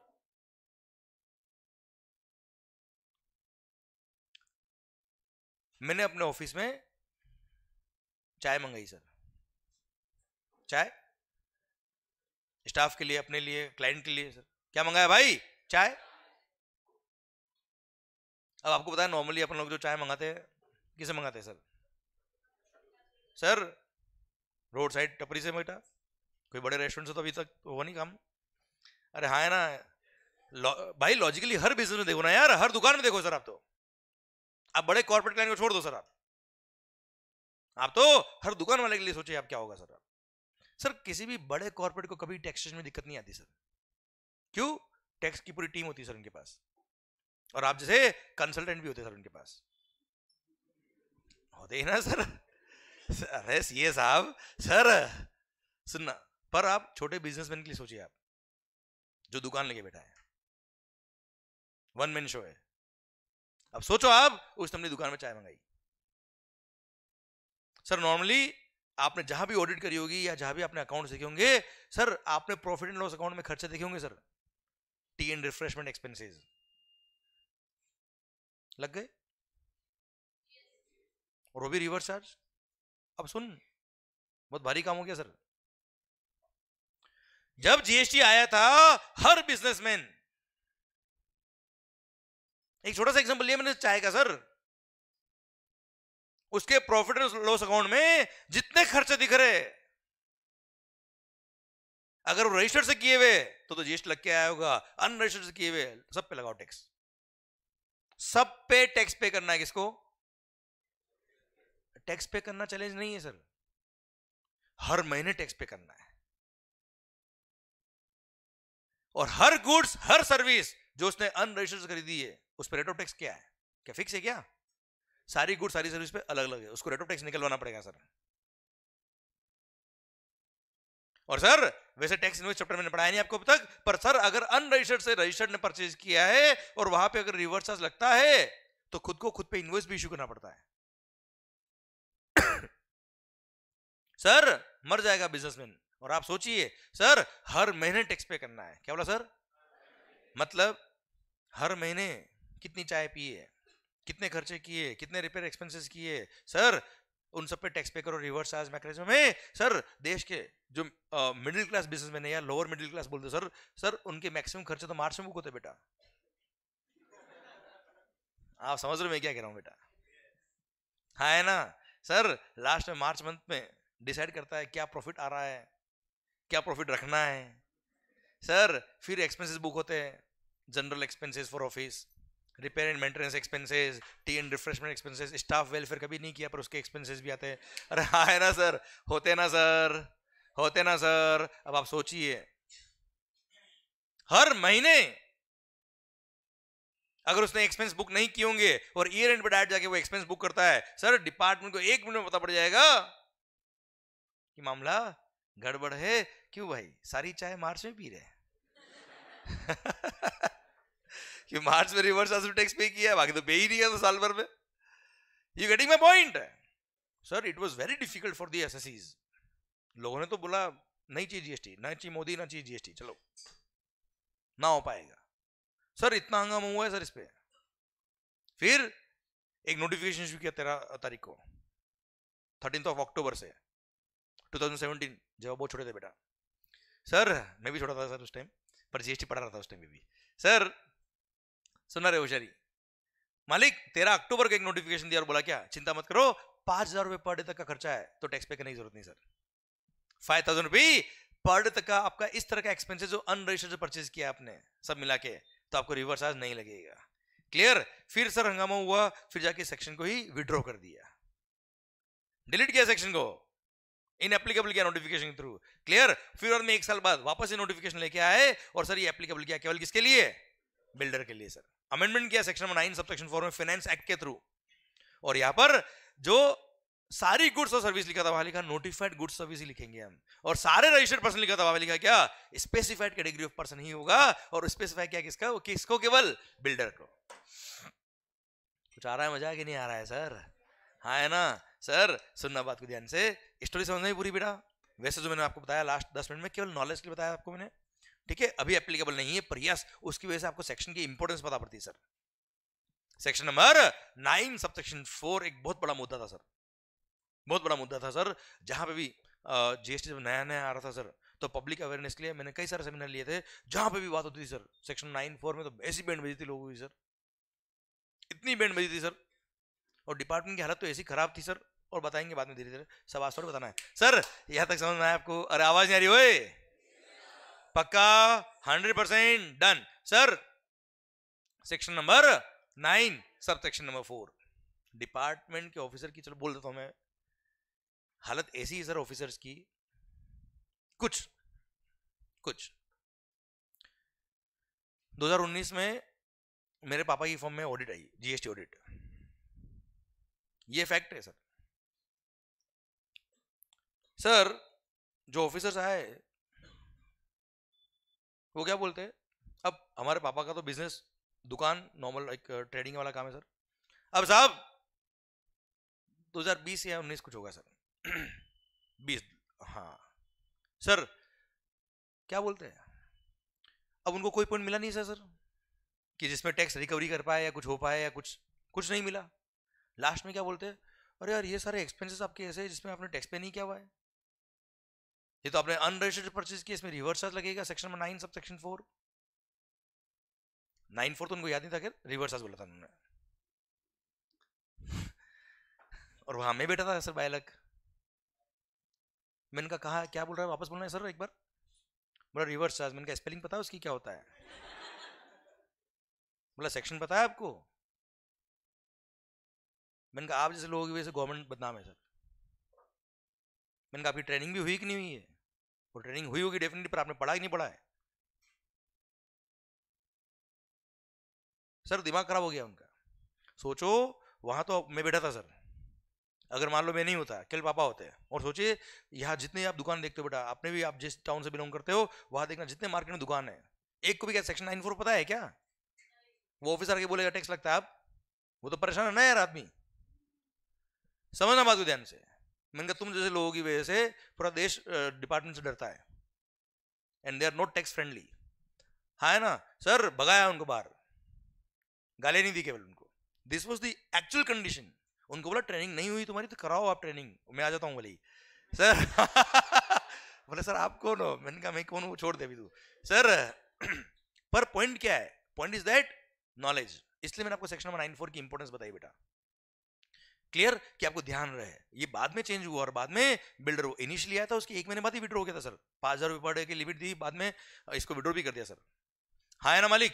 क्लियर? पर सर ये इतना भारी सेक्शन था, मतलब अगर ये होता तो आज शायद जीएसटी ना हो पाता, इतना भारी सेक्शन था ये, ठीक है? क्योंकि हर एक्सपेंस आप सोचो ना यार, उसमें रिवर्स चार्ज में टैक्स पे करना, उसकी रेट ऑफ टैक्स निकालना, कंप्लायंस पे करना हर महीने पॉसिबल नहीं था सर। क्लियर मालिक? सर सेक्शन 9(4) अभी किसके लिए एप्लीकेबल है sir? Only and only builder, जिसको टेक्निकली बोलते हैं क्या? प्रमोटर्स, ठीक है मालिक? पक्का डन। तो सेक्शन नंबर 9 सब सेक्शन 4 खत्म होता है अब, पक्का? ठीक सर। सर आइए section number 9 sub section number 5। ओला नाम सुना क्या? ओला, उबर, स्विगी, मैकडी सर सुनना ओ भाई, ओला, स्विगी, जोमेटो, सर गवर्नमेंट के पास पावर है। चलो एक चीज, एक एग्जांपल से बात कर लेता हूं मैं आपसे सर। ओला, टैक्सी, उबर, कभी ट्रेवल किया होगा ना सर? मान लो, आवाज नहीं आ रही सर, मान लो मैं हूं टैक्सी ड्राइवर सर, मान लिया सर, मैं हूं टैक्सी ड्राइवर सर। सर क्या नाम? हर्ष, ओला कंपनी के मालिक बैठे हमारे बीच, हर्ष भाई। सर मैं हूं टैक्सी ड्राइवर, मेरा टैक्सी लिस्टेड है, रजिस्टर्ड है कहां? ओला ऐप पे sir, and you are the passengers. अब आपको मान लो अंधेरी से चर्च गेट जाना है सर, मान लिया सर, गुड। आपने क्या किया? ओला ऐप ऑन की, क्लियर, टैक्सी बुक किया, नियरेस्ट टैक्सी मेरा था, मैं लेके पहुंच गया, क्लियर। डेस्टिनेशन क्या था? चर्च गेट, मैंने वहां ड्रॉप किया आपको बेटा, ठीक है साहब। अब सर उसमें फेयर था मान लो ₹700। आप मुझे बताओ एक्चुअली आपको ट्रांसपोर्ट ऑफ पैसेंजर की सर्विस किसने दी है? क्या ओला ने दी है या इस टैक्सी वाले ने दी है? क्या टैक्सी ओला की थी सर? नो, टैक्सी मेरी। मैंने वहां लिस्ट करी है, ये एक इलेक्ट्रॉनिक कॉमर्स ऑपरेटर है, ये एक ई कॉमर्स प्लेटफॉर्म है सर। इसने क्या किया? एक प्लेटफॉर्म बनाया जिसपे ये सप्लायर ऑफ सर्विस और रेसिपिएंट ऑफ सर्विस एक जगह मिल गए थ्रू दैट इलेक्ट्रॉनिक प्लेटफॉर्म। हाँ है ना भाई? इसने क्या किया? हम सबको एग्रीगेट कर दिया एक ही प्लेटफॉर्म पे सर। अरे यस या no? This model of business is called aggregator model of business. Clear? क्या बोलते हैं मालिक इसको? Aggregator model of business. अब इसमें क्या किया? इसने सारे सप्लायर्स को और सारे रेसिपिएंट को एक ही प्लेटफॉर्म पर इकट्ठा कर दिया, कलेक्ट कर दिया, एग्रीगेट कर दिया सर। अब क्या होगा सर? आपको कहीं ट्रैवल करना होगा, आप टैक्सी बुक करेंगे, नियरेस्ट टैक्सी मान लो मेरी है, मैं आपको पिक करने पहुंचा, वहां से आपको लोकेशन पे ड्रॉप किया मैंने, क्लियर। जो फेयर था 700 रुपए। अब आप मुझे बताओ एक्चुअली आपको ट्रांसपोर्ट ऑफ पैसेंजर की सर्विस किसने दी है? टैक्सी वाले ने दी सर, मंगल ने सर। अरे हाँ है ना मालिक? सर ये टैक्सी ड्राइवर्स। अब आप मुझे बताओ, ये टैक्सी के एग्जांपल ले रहा हूं मैं आपके लिए सर। ये टैक्सी ड्राइवर, ये जो लॉबी है सर, जिनके पास टैक्सी होती है और टैक्सी चलाते हैं, इस तरह से जो ओला वगैरह पे लिस्ट करते हैं बेटा टैक्सीज को, ये एक बहुत बड़ा ऑर्गेनाइज्ड बिजनेस नहीं है यार। क्या मैं टैक्सी वाला, आप सोचिए, क्या टैक्सी वाला जीएसटी में रजिस्ट्रेशन कराएगा? सोचिए, देखो बेटा, प्रैक्टिकली देखिए आप, क्लियर नहीं? क्या वो टैक्स पे करेगा? टैक्स कंप्लायंस कर पाएगा? रिटर्न फाइल कर पाएगा बच्चों? नहीं, क्लियर। इसलिए गवर्नमेंट ने क्या किया? इसको आइडेंटिफाई किया और बोला क्या? दिमाग खराब मत करना हर्ष, ओला आप तो बड़े आदमी हो ना यार, ये तो बड़ा आदमी है सर, इतना बड़ा प्लेटफॉर्म चला रहा है sir. You will be treated as if you are the supplier of such services. देखो मैं सप्लायर था एक्चुअली, आप कस्टमर रेसिपिएंट थे सर, ये एक ईसीओ था प्लेटफॉर्म, क्लियर। नए सप्लायर था, नए रेसिपिएंट था बच्चों, यस या नो? ट्रांसपोर्ट ऑफ पैसेंजर की सर्विस किसने दी थी? टैक्सी वाले ने। हाँ है ना सर? ये तो ईसीओ था, और ट्रांसपोर्ट ऑफ पैसेंजर की सर्विस ली किसने? आप लोगों ने, पैसेंजर ने सर, क्लियर। एक्चुअली सप्लायर में था, पर for the purpose of GST, क्या बोला sir? For the purpose of GST ECO will be treated as if ECO is the supplier of such services and ECO will be liable to pay GST to the government directly बेटा। हाँ है ना sir? और सारे provision किस पे लगेंगे? ओला पे लगेंगे सर, क्लियर। रजिस्ट्रेशन की लायबिलिटी किसकी आएगी? ओला की। टैक्स कौन पे करेगा? ओला। बात खत्म बच्चों, ठीक है सर। मेरे को फ्री कर दिया for the purpose of GST, मैं सप्लायर ही नहीं हूं सर। क्या बोला? वापस सुनना sir, for the purpose of GST मैं सप्लायर ही नहीं हूं सर। कौन सप्लायर है? ओला, ठीक है। तो सर यहां पर अब सुनना सेक्शन को ध्यान से। ओला मैंने एक एग्जांपल लिया आपके साथ। गवर्नमेंट के पास पावर है, दिल थाम के सुनिएगा सर, गवर्नमेंट के पास that on the recommendation of the GST council they can notify certain only services।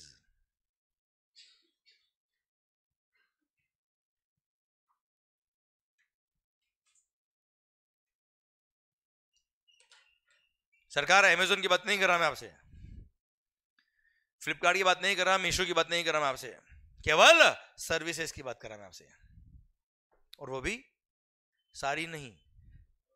हाँ, अभी 5 सर्विसेज ही केवल, अब 5 है, 4 है, 3 है, मेरा अभी पॉइंट वो नहीं है, पढ़ेंगे बाद में सर हम, क्लियर। पर जस्ट आइडिया के लिए आपको बताया मैंने सर, सारी सर्विसेज भी नहीं, केवल नोटिफाइड सर्विसेज।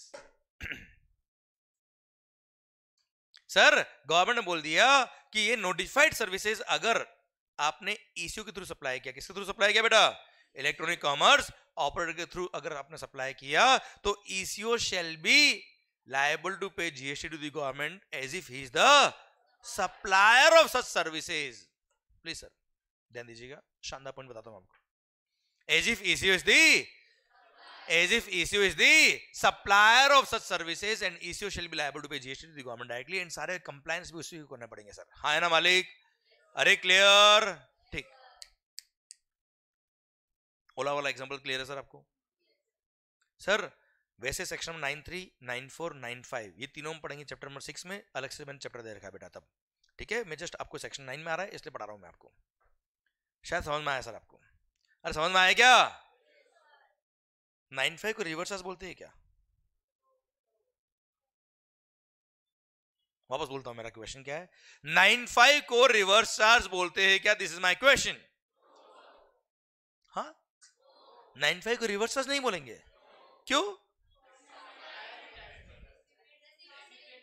अगर रेसिपिएंट टैक्स पे करता है तो उसको क्या बोलते हैं बेटा? Reverse charge mechanism. सर आप मुझे बताओ सेक्शन 9 सबसेक्शन 5 में क्या रेसिपिएंट लायबल है टैक्स पे करने के लिए? रेसिपिएंट तो पैसेंजर है ना यार, वो टैक्स पे नहीं कर रहा है। क्लियर? सर टैक्स कौन पे कर रहा है? ECO, Ola. Clear? ECO will be treated as if ECO is the, और सप्लायर जब टैक्स पे करता है उसको क्या बोलते हैं बेटा? आवाज नहीं आ रही सर? फॉरवर्ड चार्ज मैकेनिज्म बोलते सर। जहां पे भी सप्लायर लायबल होता है उसको क्या बोलते हैं सर? फॉरवर्ड चार्ज मैकेनिज्म बोलते हैं, उसको रिवर्स चार्ज मैकेनिज्म नहीं बोलते। दिल थाम के देखना सर, एक मिनट। 9.3 देखो ध्यान से आप, क्या लिखा है मैंने 9.3 में? देखो क्या लिखा है, recipient shall be liable to pay tax to the government under RCM and recipient shall be treated as if he is the person liable to pay GST to the government directly. बेटा केवल recipient पे एक liability create करी tax पे करने के लिए, that's it. 9.4 में देखना क्या लिखा है sir, recipient shall be treated as if he is the person liable to pay tax, उसको सप्लायर नहीं बोला। पर 9.5 में देखना क्या लिखा बेटा, ECO shall be treated as if ECO is the supplier of such services, और सर सप्लायर लायबल होता है उसको बोलते हैं क्या? Forward charge mechanism, not the reverse charge mechanism. आधी दुनिया 9.5 को रिवर्स चार्ज ही बोलती है बेटा। क्लियर? हाँ, यहाँ पे सप्लायर जो एक्चुअली वो लायबल नहीं है, पर रेसिपिएंट भी लायबल नहीं सर। और यहाँ पर for the purpose of GST supplier मान लिया है किसको? ECO को, और वही टैक्स पे करेगा सर। आज स्विगी, जोमेटो, उनके थ्रू अगर आपने कुछ खाना मंगाया सर, हाँ है ना सर? मान लो आप स्विगी के ओनर, मैं रेस्टोरेंट वाला सैंडविच बनाता हूं बेटा। क्लियर? आपने सैंडविच परचेज किया, ऑनलाइन परचेज किया सर, ठीक है? आप कस्टमर, एक्चुअली मैं सप्लायर हूं पर स्विगी के थ्रू अगर मंगाया तो Swiggy will be treated as if Swiggy is the supplier of such services. अरे हाँ है ना भाई? रेसिपिएंट तो आप लोगों ने यार, वो लायबल नहीं है, ठीक है मालिक? पक्का? डन। तो सर ये था आपका सेक्शन नंबर 9 सब सेक्शन 5, और sir section number 9 sub section 5 में लिखा है क्या कि कि ECO shall be treated as if ECO is the supplier of such services। और हाँ ECO आपको टैक्स पे करना है, और हाँ आपको ही टैक्स पे करना है, और हाँ आपको ही टैक्स पे करना है। 3 पॉइंट लिखे वापस सर, आपको ही टैक्स पे करना है, आपको ही पे करना है, और हाँ आपको ही पे करना है। 3 पॉइंट लिखा है कि अगर ECO का फिजिकल प्रेजेंस इंडिया में है तो वो टैक्स पे करेगा, बट अगर ECO का फिजिकल प्रेजेंस इंडिया में नहीं है, उबर जैसे मान लो, वो out of India company sir. Clear? अगर ECO का फिजिकल प्रेजेंस इंडिया में नहीं है पर उसका रिप्रेजेंटेटिव ऑफिस इंडिया में है, तो जो उसका रिप्रेजेंटेटिव ऑफिस इंडिया में होगा वो टैक्स पे करेगा। पर सर हम तो ऐसा ई कॉमर्स ऑपरेटर चलाते हैं जो यूएस में बढ़िया चल रहा है साहब, न तो हमारा फिजिकल प्रेजेंस वहां पर है इंडिया में, और नहीं इंडिया में उनका कोई रिप्रेजेंटेटिव ऑफिस है, तो they will have to appoint a person in India they will who will pay tax on their behalf. मतलब पे तो ECO को ही करना है, क्योंकि इस टैक्सी वाले को देख लो इससे ना हो पाएगा। हाँ है ना भाई? अगर आपका फिजिकल प्रेजेंस तो आप टैक्स पे करेंगे, नहीं है तो आपका रिप्रेजेंटेटिव ऑफिस अगर इंडिया में तो वो टैक्स पे करेगा, वो भी नहीं तो You will have to appoint a person, मतलब ECO will have to appoint a person in India who will pay tax on their behalf. पे तो करना ही पड़ेगा, रजिस्ट्रेशन भी कराना पड़ता है इनको इंडिया में आके, नहीं तो इनकी एप्लीकेशन बैन कर देंगे सर. क्लियर, समझे मेरी बात? ये सारे पावर गवर्नमेंट के पास है. ओके मालिक, ये था आपका section number 9. Sub section number 5 या नोटिफाइड सर्विसेज है, और कुछ नोटिफाइड सर्विसेज के लिए section number 9 sub section 5 attract होता है, गुड्स के लिए एप्लीकेबल नहीं होता है. और इसी के साथ सेक्शन नंबर 9 खत्म होता है. अब बोलो सर, बोलो मैम.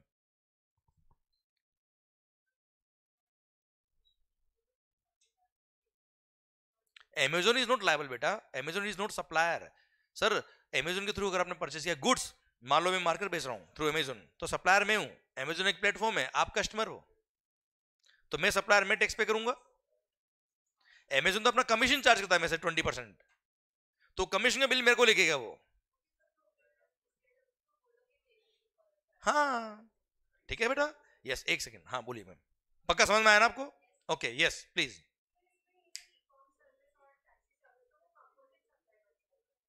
नहीं नहीं नहीं नहीं, those are two different services.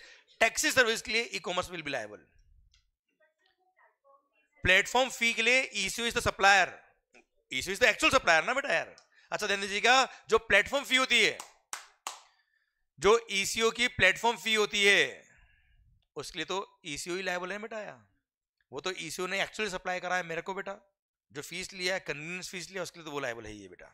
Okay बेटा, ठीक सर. हाँ, स्विगी वाले में सर, ठीक है सर. देखिए मैंने अभी आपको 95 की वो सारी सर्विसेज का नाम नहीं बताया बेटा आपको. सेकंड थिंग, इसमें कुछ अगर कंडीशंस अगर होगी तो मैंने नहीं पढ़ाई आपको बेटा, केवल आपको एक छोटा सा हिंट दिया है, आइडिया दिया है. पर आपका आंसर मैं बोल देता हूं कि यस, स्विगी ही लायबल इस केस में. भले रेस्टोरेंट रजिस्टर्ड हो या ना हो, स्विगी ही लायबल है 95 के केस में सर, कोई फर्क नहीं पड़ता उससे. पर फिर भी मैं कह रहा हूं आपको, क्या अभी मैंने नहीं पढ़ाया, ठीक है, बट आंसर इज स्विगी. ठीक है बेटा, ठीक ठीक, क्लियर. हाँ हाँ बेटा. सर सर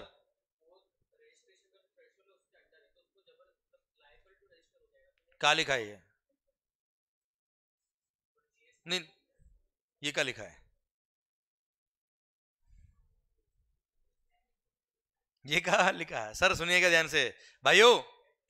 अगर उसका सर, मान लो मैं एक एग्जांपल लेता हूं आपके लिए, अमेजोन का एग्जांपल ले रहा हूं, वैसे मैं बात कर रहा हूं सर. अभी मैंने आपको अभी शुरू किया जीएसटी भी थोड़ी देर पहले ही, ठीक है, सारी बातें आएगी, पर यस क्यूरियोसिटी होती है जब हम इस तरह के प्रैक्टिकल पॉइंट पढ़ते हैं तब. तो सर इसलिए बता रहा हूं आपको, अमेजोन डिटेल में बात करेंगे आगे सर जब वक्त आएगा तब, पर अभी हिंट देता मैं आपको. मान लो अमेजोन के थ्रू मैं मार्केट बेच रहा हूं बेटा, ठीक है मालिक, सर आप अमेजोन के मालिक है sir.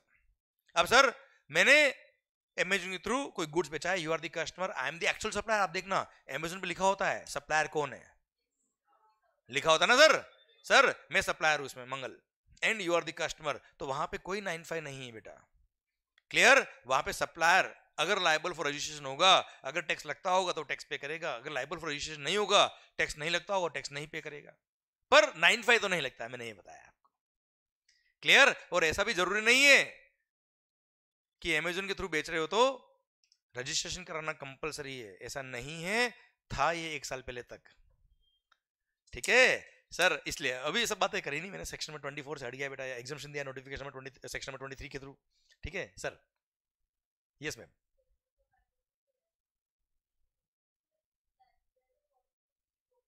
Yes sir, Swiggy Zomato के थ्रू जो रेस्टोरेंट सप्लाई कर रहे हैं वो रेस्टोरेंट रजिस्टर्ड है जीएसटी में, मान लो. यस, तो भी स्विगी जोमेटो ही टैक्स पे करेगा. ठीक है, 95 लगे. ठीक है, दैट इज अ मैकेनिक. अभी सुनो, मैंने 95 पूरा नहीं पढ़ा है आपको, थोड़ा हिंट दिया है बेटा. ठीक है, अभी आप ओला वाला एग्जांपल ले लीजिए बेटा, ठीक है ना, थोड़ा और धीरे धीरे हम आगे बढ़ेंगे ना बेटा. अच्छा, क्यों मैंने इसको इस चैप्टर में नहीं डाला है? क्योंकि there are various factors which determine कि ये 95 में आया है कि नहीं आया, आना चाहिए कि नहीं आना चाहिए, ये आपका माइंड मैच्योर होगा धीरे धीरे, हम जीएसटी में आगे बढ़ेंगे तब. इसलिए मैंने चैप्टर नंबर 6 रखा है इसको बेटा. ठीक है, अभी रुकिए, अभी अभी डिस्कशन नहीं करेंगे उस पर ज्यादा. पर yes, even if they are liable, they are registered in GST, तो भी स्विगी पे टैक्स पे करने की लायबिलिटी आती है. ओके बेटा, अभी इतना मानो बेटा, मैंने पूरा नहीं पढ़ाया है, इसलिए तो मैंने इस चैप्टर में नहीं डाला ऐसी चीजें. प्लीज बेटा.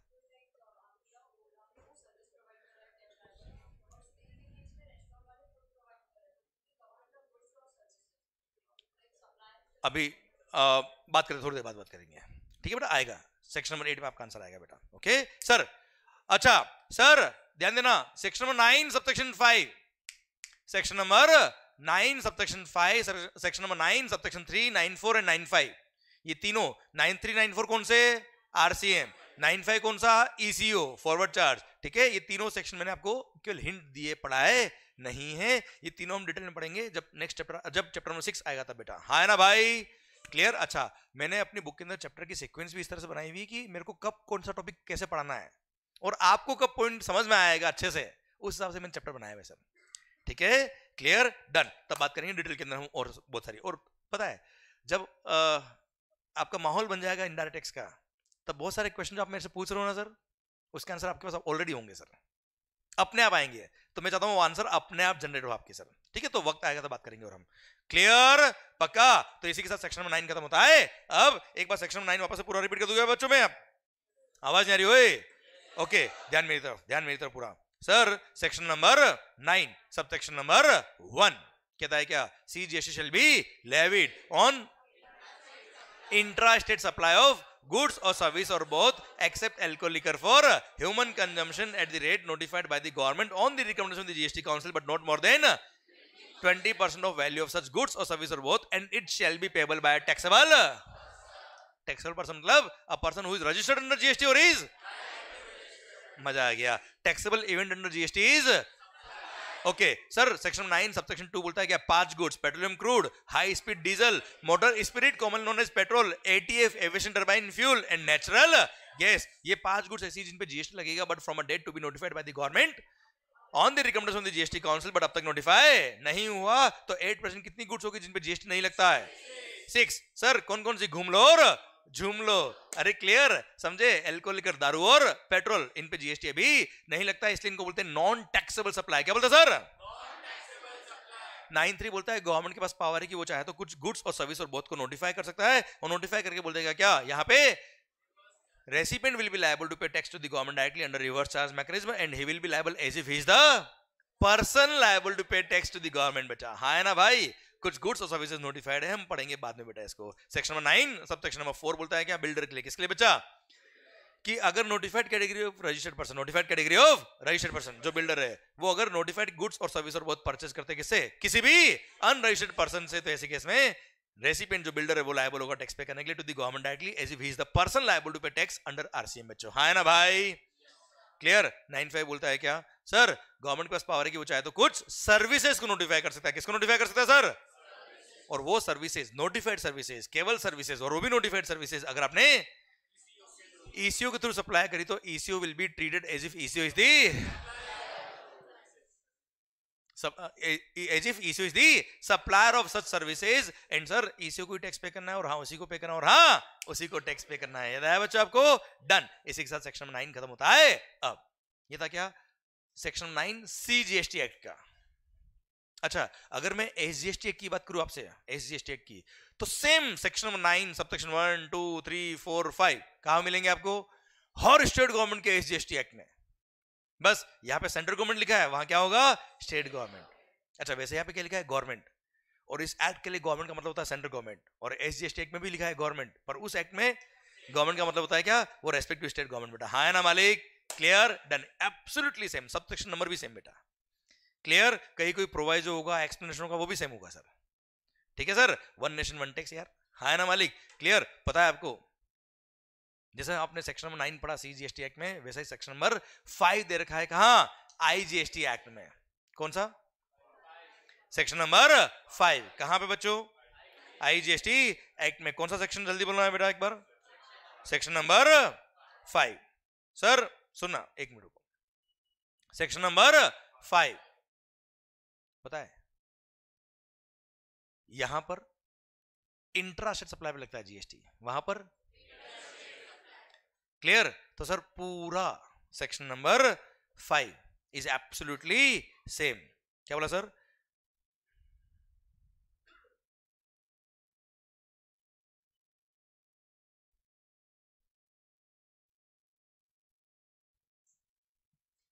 चलिए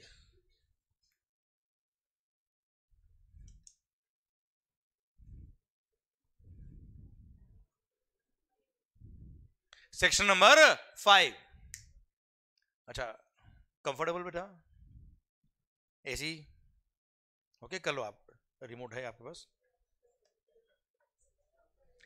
ओ भाई समझ में तो आ रहा है ना आपको, पक्का?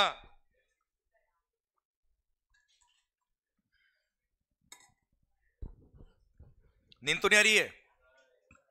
भूख लग रही है? सही में भूख लग रही है आपको? सही में भूख लग रही है? यही संघर्ष है sir. Section number section number 5 sub section number 1। मतलब वीडियो क्लास में जो है ना बेटा, उनको सोचो आप, मतलब वो बैठे बैठे मंगल चुप, ये चुप, मंगल चालू, मंगल चालू, मंगल चालू नहीं होए sir. Section number 5 sub section number 1 of the CGST of the IGST act. सुना, जो सेक्शन नंबर 9 था सीजीएसटी एक्ट में, वही सेक्शन नंबर 5 है आईजीएसटी एक्ट में। Sir section number 5 sub section 1 हम सब रिपीट करेंगे सर, बोलेंगे सर एक बार कि sir IGST shall be levied, क्या बोला sir? On interstate, on interstate supply of goods और सर्विस और both except alcohol liquor for human consumption at the rate notified by the government on the recommendation of the GST Council, but not more than 40% of value of such goods or service or both, and it shall be payable by a taxable person. Clear? IGST is CGST plus AGST. 20 plus 20 कितना हो गया बेटा? 40. Okay मालिक? Clear? Done. And it shall be payable by a taxable person. ठीक है sir? ये section number 5 sub section 1। Section number 5 sub section 2, वो 5 goods, कौन सी 5 गुड्स? पेट्रोल वाली बेटा। सर इन पे जीएसटी लगेगा but from a rate to be notified by the government. 5 कौन कौन सी बेटा बोलना एक बार? Petroleum crude, high speed diesel, motor spirit common known as petrol, aviation turbine fuel and natural gas. 5(3) RCM या इंट्रास्टेट है, वो क्या होगा? इंटरस्टेट। 5(4) रिवर्स चार्ज, इंटरस्टेट के केस में, भी बिल्डर वाले केस में बेटा। एंड 5(5) ओला उबर स्विगी वगैरह बच्चा। हाँ है ना भाई? Absolutely same. कोई खास बात? अच्छा, बस एक बात और एक्स्ट्रा है बेटा, उसके लिए मैं सेक्शन नंबर 5 यहां लिखा मैंने आपके लिए। यहां पे सेक्शन नंबर 5 सब सेक्शन में एक प्रोवाइजो दे रखा है। सेक्शन नंबर 5 सब सेक्शन 1 में एक प्रोविजो दे रखा है। वो क्या दे रखा है? सुनना ध्यान से सर। ओ मालिक, हूं तो करो कम से कम। मैं मान रहा हूं भूख लग रही बेटा, हूं कम लेते हैं जैसे कुछ यम्मी चीज खा लिया आपने सर। ओ मालिक, सेक्शन नंबर 5 सब सेक्शन 1 बोलता है क्या? इंटरस्टेट सप्लाई पे आईजीएसटी लगेगा सर। हूं तो कर लो। इंटरस्टेट सप्लाई पे क्या लगेगा सर? आईजीएसटी। अच्छा पता है इंपोर्ट ऑफ गुड्स क्या बोला सर? इंपोर्ट ऑफ गुड्स पे क्या लगता है बच्चों? कस्टम्स। इंपोर्ट ऑफ सर्विस नहीं बोल रहा मैं आपसे, इंपोर्ट ऑफ गुड्स। अगर आपने आउट ऑफ इंडिया से इंडिया में कोई गुड्स इंपोर्ट करी तो इंपोर्ट ऑफ गुड्स पे क्या लगता है बच्चों? और खास बात, कस्टम के साथ में आईजीएसटी भी लगता है on import of goods along with the customs. क्या लिखा है? ये प्रोवाइजो में लिखा है, ये प्रोवाइजो में तो लिखा है सर कि ऑन इंपोर्ट ऑफ गुड्स। क्या लिखा है sir? On import of goods sir along with the custom duty IGST shall also be levied under as per the provisions of the custom tariff act under section 37 of the custom tariff act बेटा। हाँ है ना भाई? अब custom पढ़ेंगे तो आपको बात समझ में आएगी अच्छे से कि क्यों लगता है, उसका भी लॉजिक है सर, पर मैं अभी नहीं बताऊंगा सर आपको। Clear sir? वक्त से पहले और किस्मत से ज्यादा किसी को कुछ नहीं मिलता है। क्लियर? तो सर सही वक्त आएगा तो बात करेंगे। अरे हाँ है ना मालिक? पर इंपोर्ट ऑफ गुड्स क्या बोला सर? पे कस्टम लगता है, कस्टम के साथ में क्या लगता है बच्चों? आईजीएसटी। पर एक गुड्स एक्सेप्शन है सर इसका। एक्सेप्शन क्या है? ओह माय गॉड, नहीं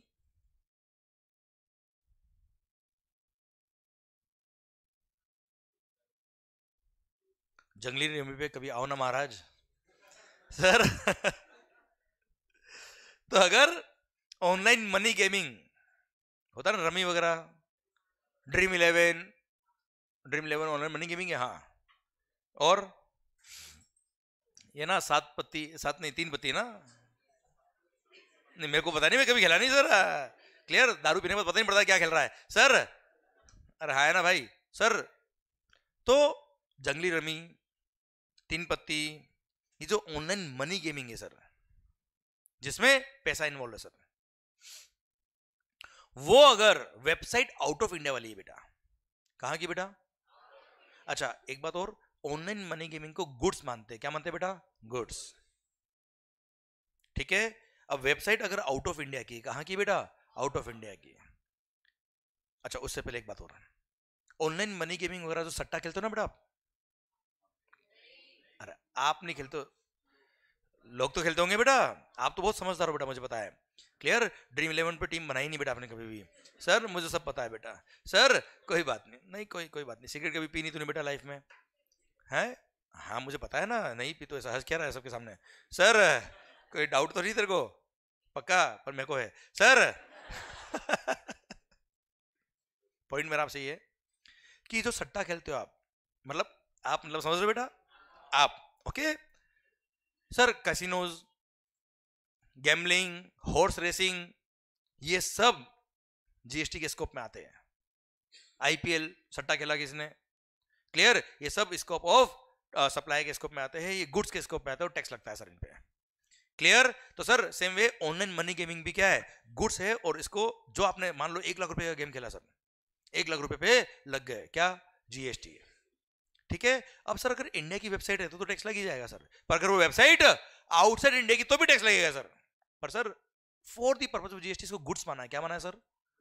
अब आउट ऑफ इंडिया की वेबसाइट से आप अगर आपने कोई ऑनलाइन मनी गेमिंग खेला है सर, तो एक्चुअली कोई गुड्स इंपोर्ट हुआ है क्या कस्टम में सर? क्या भाई, कस्टम क्लियरेंस होता है गुड्स का, तब कस्टम लगता है ना बेटा।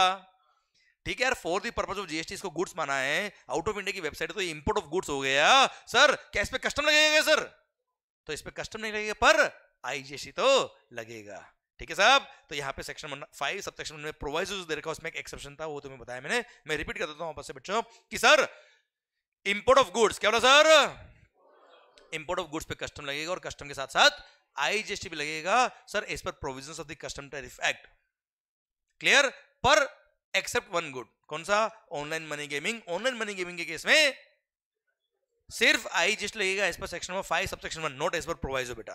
प्रोवाइजो के हिसाब से कस्टम लगता है बच्चों, हाँ है ना मालिक?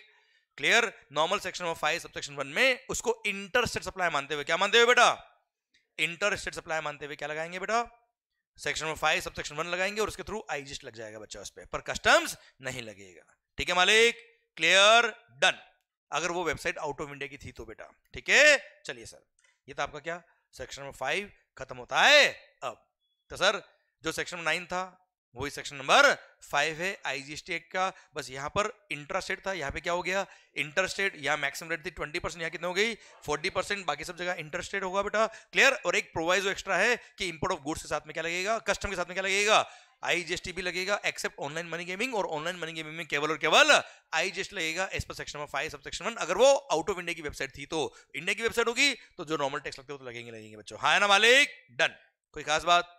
पक्का सर? इसी के साथ सेक्शन नंबर 5 भी खत्म होता है। अब कोई खास बात नहीं थी, रिपीट था बेटा केवल ये। सर इंट्रा हो या इंटर हो? क्या बोला सर? इंट्रा हो या इंटर हो? इंट्रा स्टेट सप्लाई पे क्या लगता है सर, जल्दी बताना?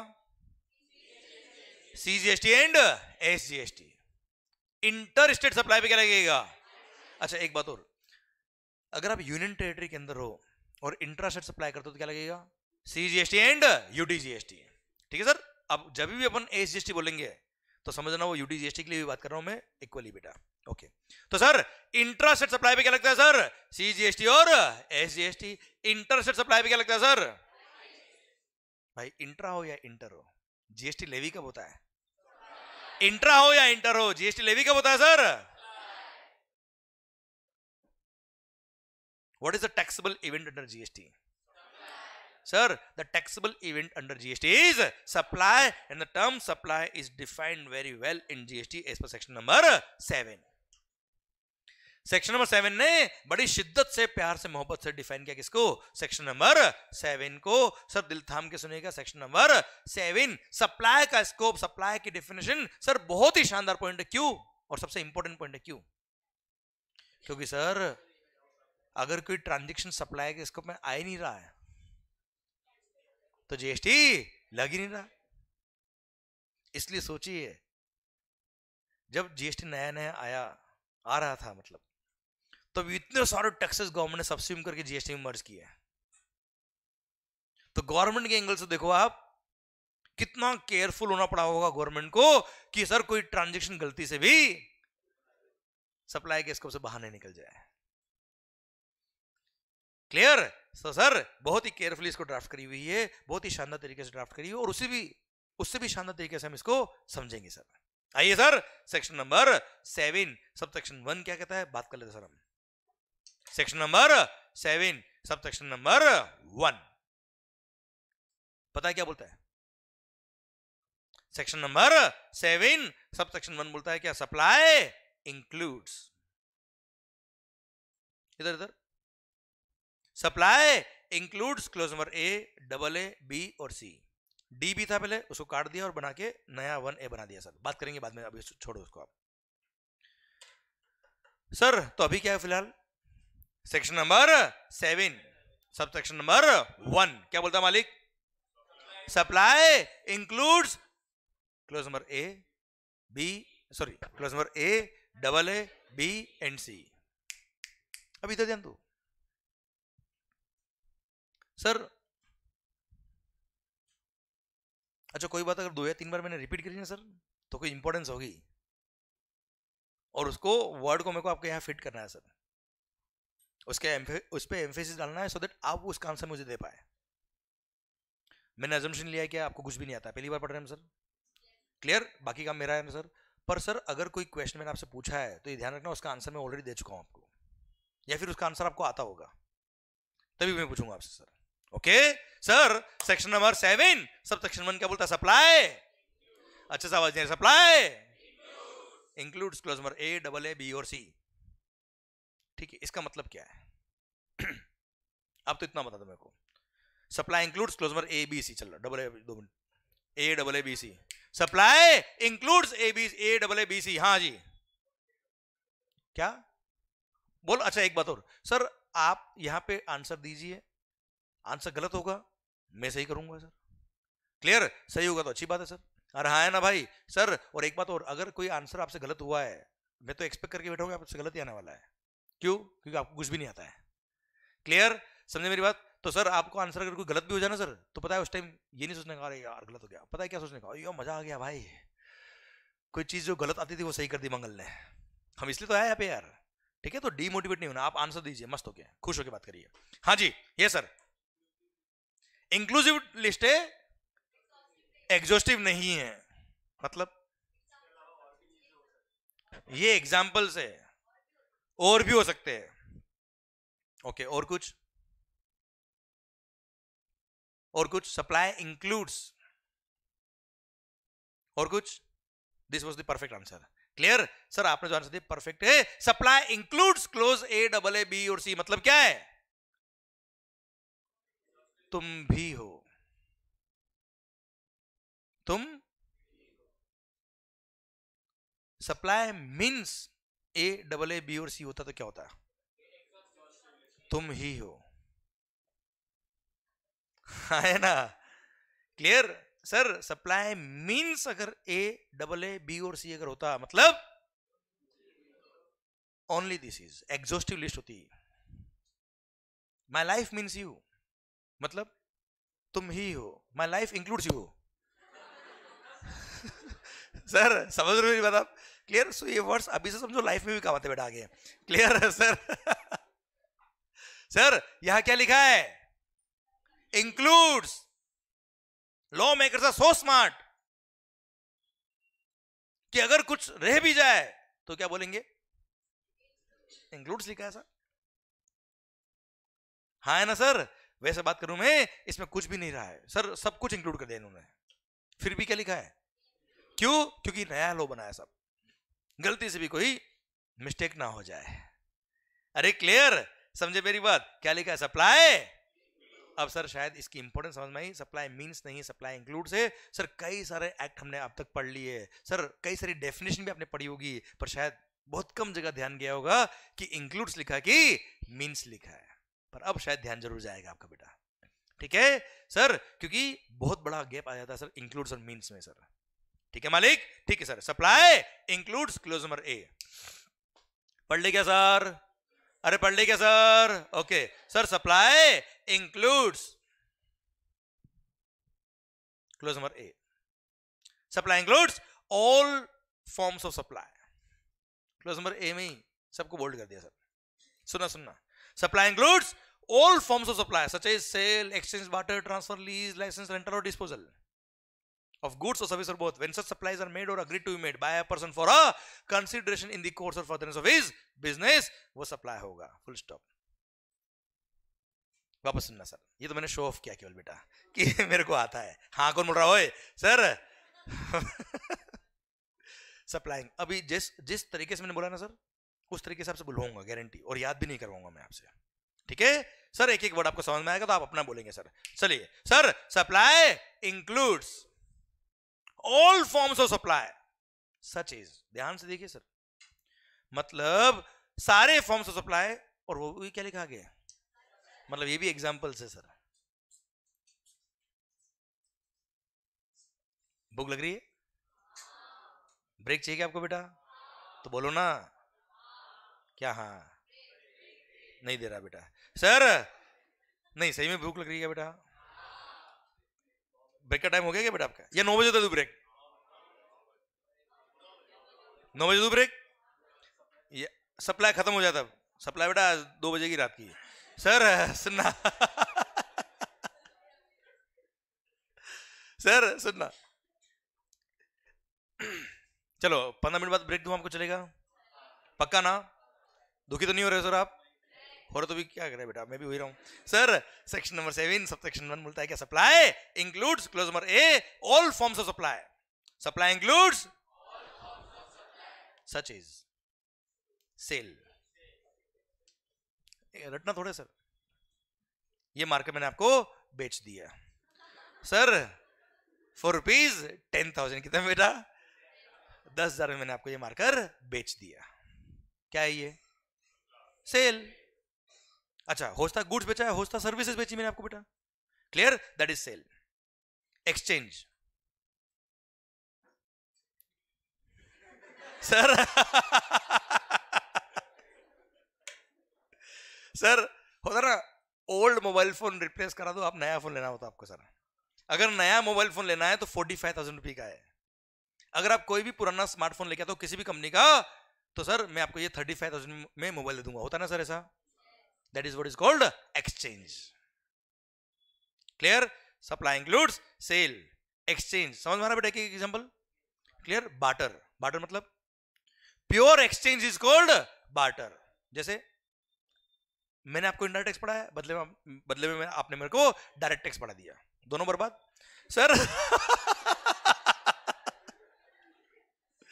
सर मैंने आपको इनडायरेक्ट टैक्स पढ़ाया, बदले में आपने मुझे डायरेक्ट टैक्स पढ़ाया। अरे हाँ ना मालिक? Sir that is purely called barter. This is also supply ना यार, मतलब जरूरी मनी ही इन्वॉल्व हो सर। क्लियर? कंसिडरेशन में भी in kind also sir. Clear? इसलिए supply includes sale, exchange, barter. समझ में आया बेटा आपको point? Clear? Sir transfer. Supply includes sale, exchange, barter, transfer. Sir मान लो मेरा एक ब्रांच है महाराष्ट्र में और एक ब्रांच है राजस्थान में।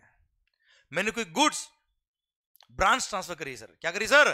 ब्रांच ट्रांसफर करी फॉर अ कंसिडरेशन। पैसे लिए मैं सर मैंने, हाँ है ना सर? अपनी ब्रांच से पैसे लिए और गुड्स बेचा बेटा, ब्रांच ट्रांसफर किया। That is also supply. तो सर कोई गुड्स अगर आपने ट्रांसफर किए one branch to another branch, वो भी सप्लाई के स्कोप में आएगा। Clear? Sale, exchange, barter, transfer, lease, finance lease, operating lease. अरे हाँ है ना भाई? जो भी लीज आपने पढ़ा आप तक बेटा, सर फाइनेंस लीज हो या ऑपरेटिंग लीज हो या सर आपने कोई प्रॉपर्टी लीज पे ली बेटा, वो सब सप्लाई के स्कोप में आएगा बच्चों। हाँ है ना मालिक? क्लियर? सर लाइसेंस, कोई सॉफ्टवेयर आपने डेवलप किया बेटा, और मैंने उसको यूज करने का लाइसेंस लिया सर, होता ना सर, सॉफ्टवेयर का लाइसेंस लेते हैं हम, जैसे फॉर एग्जांपल हमने कोई वीडियो क्लासेस है, उसका एंक्रिप्शन का सॉफ्टवेयर का लाइसेंस की हमने लिया है सर, क्लियर, उसके लिए हमने चार्जेस पे किए, that is what is called supply.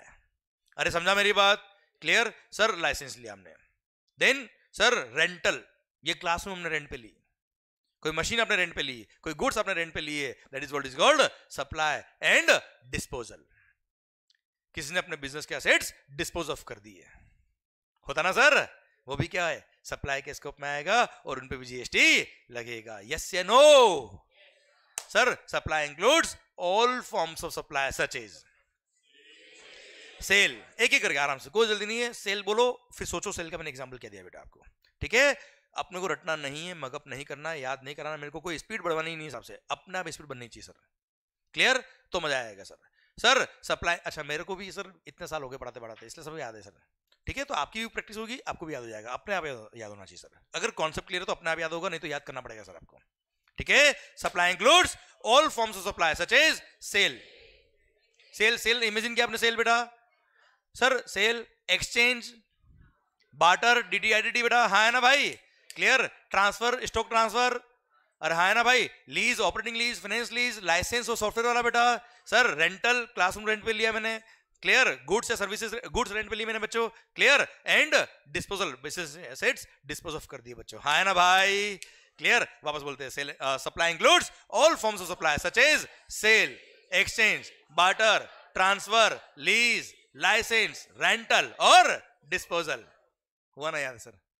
ठीक है? और वैसे भी मगअप करने की जरूरत नहीं है सर। कभी भी लाइफ में ध्यान रखना, as far as final level is concern, आपसे ये नहीं पूछेंगे write down the definition of supply, कोई नहीं पूछेगा यार, क्लियर? आपको प्रैक्टिकल कैसा आएगा कि बताओ जीएसटी लगेगा कि नहीं लगेगा सर, समझे? इसलिए मगअप करने का कोई सेंस बनता भी नहीं सर, हर एक चीज समझिए आप बेटा, ठीक है? अच्छा, प्रैक्टिकल का मतलब न्यूमेरिकल नहीं होता है, क्लियर? प्रैक्टिकल का मतलब क्या होता है? प्रैक्टिकल ट्रांजेक्शन आप देख रहे हो और उसमें बता रहे हो कि टैक्स लगना कि नहीं लगना, जैसे ओला वाला एग्जांपल हो गया हमारा सर, हाँ है ना? कोई भी एग्जांपल ले लो सर आप, ठीक है? रिकवरी एजेंट के केस में रिवर्स लगता है ना? प्रैक्टिकल चीज बताई मैंने आपको बेटा, ठीक है? This is what is called practical. तो सर कई बार आपने सुना होगा इंस्टीट्यूट जो है वो केस स्टडी बेस्ड क्वेश्चन पूछेगा, प्रैक्टिकल ओरिएंटेड क्वेश्चन पूछेगा, वो ऐसे ही करता है अभी भी, पहले भी ऐसे ही करता था सर, क्लियर? समझे मेरी बात? और अच्छा है, जितना प्रैक्टिकल ओरिएंटेड पूछेगा उतना जिनके कॉन्सेप्ट क्लियर होंगे उनके पेपर अच्छे होंगे सर हमेशा, ठीक है मालिक? Sir supply includes all forms of supply such as sale, exchange, barter, transfer, lease, license, rental और डिस्पोजल ऑफ व्हाट?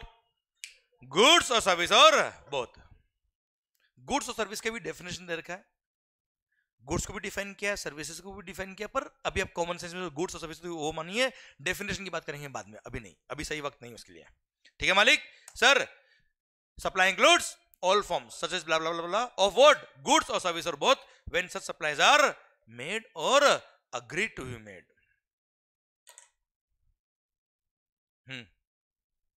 सप्लाई कर दिया, हाँ है ना भाई? सप्लाईज मेड, सप्लाई कर दूंगा यार, एडवांस दे दे, एडवांस दे दो, सप्लाई कर दूंगा, मतलब क्या है? I agreed to supply the goods और सर्विस बोथ बच्चों। और हाँ है ना मालिक? आवाज नहीं आ रही ओए? अगर मैंने एग्री कर लिया सप्लाई करने के लिए, मतलब मैंने एडवांस ले लिया, तो भी लग गए जीएसटी। अरे हाँ है ना सर? आपने भी इस बैच के लिए एडमिशन पहले ले लिया होगा सर एडवांस में, हाँ है ना सर? जिस दिन आपने एडमिशन लिया, जिस दिन आपने फी पे करी, उस दिन मैंने एग्री कर लिया कि मैं सप्लाई करूंगा, क्लियर? और एग्री किया तो सर उस दिन जब मैंने आपसे फीस लिया वो भी सप्लाई के स्कोप में आ गया, लग गया जीएसटी बेटा, ठीक है? क्लियर? सर ध्यान देना, वापस से बोल रहा बच्चों में, गुड्स हो या सर्विसेज हो, क्या बोला सर? मैं टाइम ऑफ सप्लाई को लिंक करूंगा यहां से बेटा, किसको? टाइम ऑफ सप्लाई, जो अपना नेक्स्ट चैप्टर होगा, चैप्टर नंबर 2। गुड्स हो या सर्विसेज हो, अगर सप्लाई कर दिया तो सप्लाई है ही है, सप्लाई करने के लिए एग्री कर दिया, मतलब एडवांस अगर रिसीव हो गया, वो भी क्या हो गया? सप्लाई हो गया। और सप्लाई हो गया तो क्या लग गया बच्चा? जीएसटी। गुड्स और सर्विस और बोथ,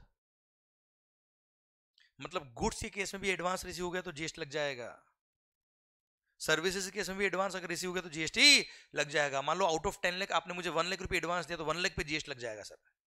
हाँ, टाइम ऑफ सप्लाई भी आ गया, पढ़ेंगे टाइम ऑफ सप्लाई चैप्टर के अंदर बेटा।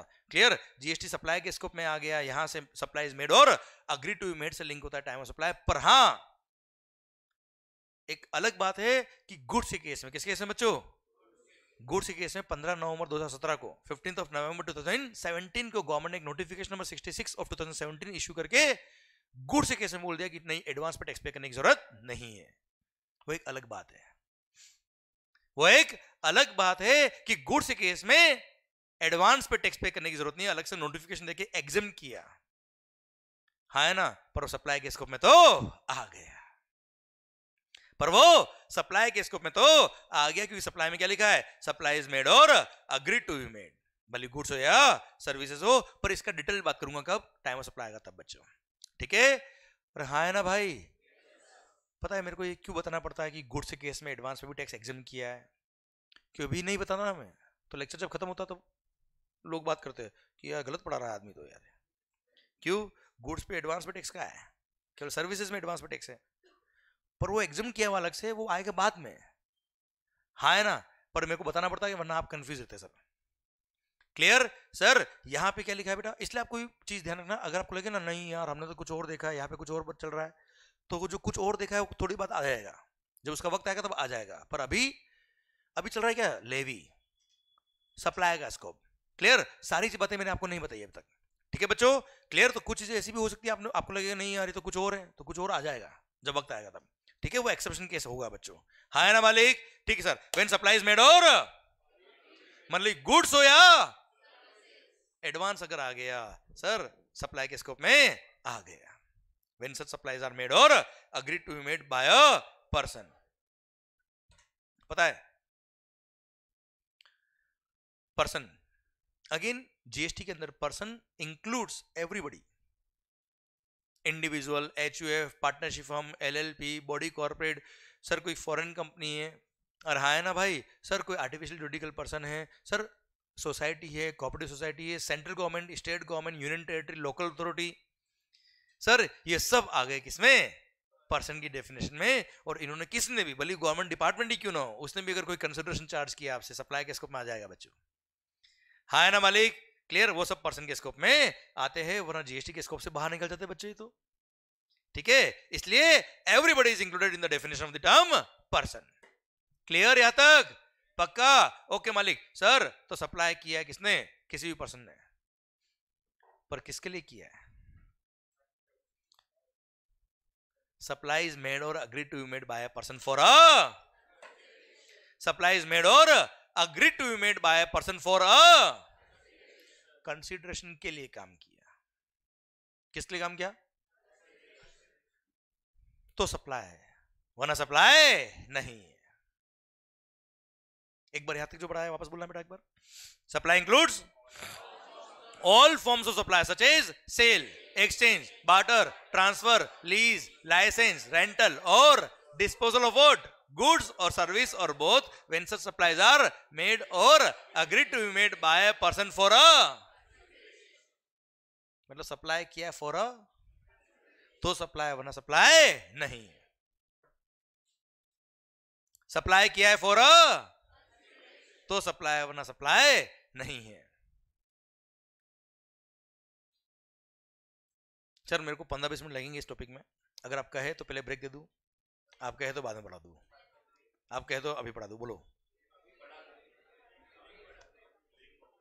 हाँ जी, लिंकिंग में कर दूंगा, कोई टेंशन नहीं। आपको अगर भूख लग रही हो और पढ़ाई समझ में आ रहा सब कुछ, पक्का? ये कितने बताओ मुझे आप? पक्का बेटा? एक सोने का और तेरी नजर वही है वे सर, इसलिए मैं अंदर छुपा के रखता हूँ इनको सर। सर मान लो, मतलब चलेगा ना 15 मिनट सर, या ब्रेक दूं? चलो एक काम करते हैं, चलिए कोई बात नहीं, कोई बात नहीं, मिलते हैं ब्रेक के बाद, ठीक है। देन विल कंटिन्यू, और बहुत ही इंटरेस्टिंग पॉइंट है फॉर अ कंसिडरेशन, मजा आएगा आपको सर। पर हाँ एक बार जो वीडियो लेक्चर में, please have a click of this slide बेटा।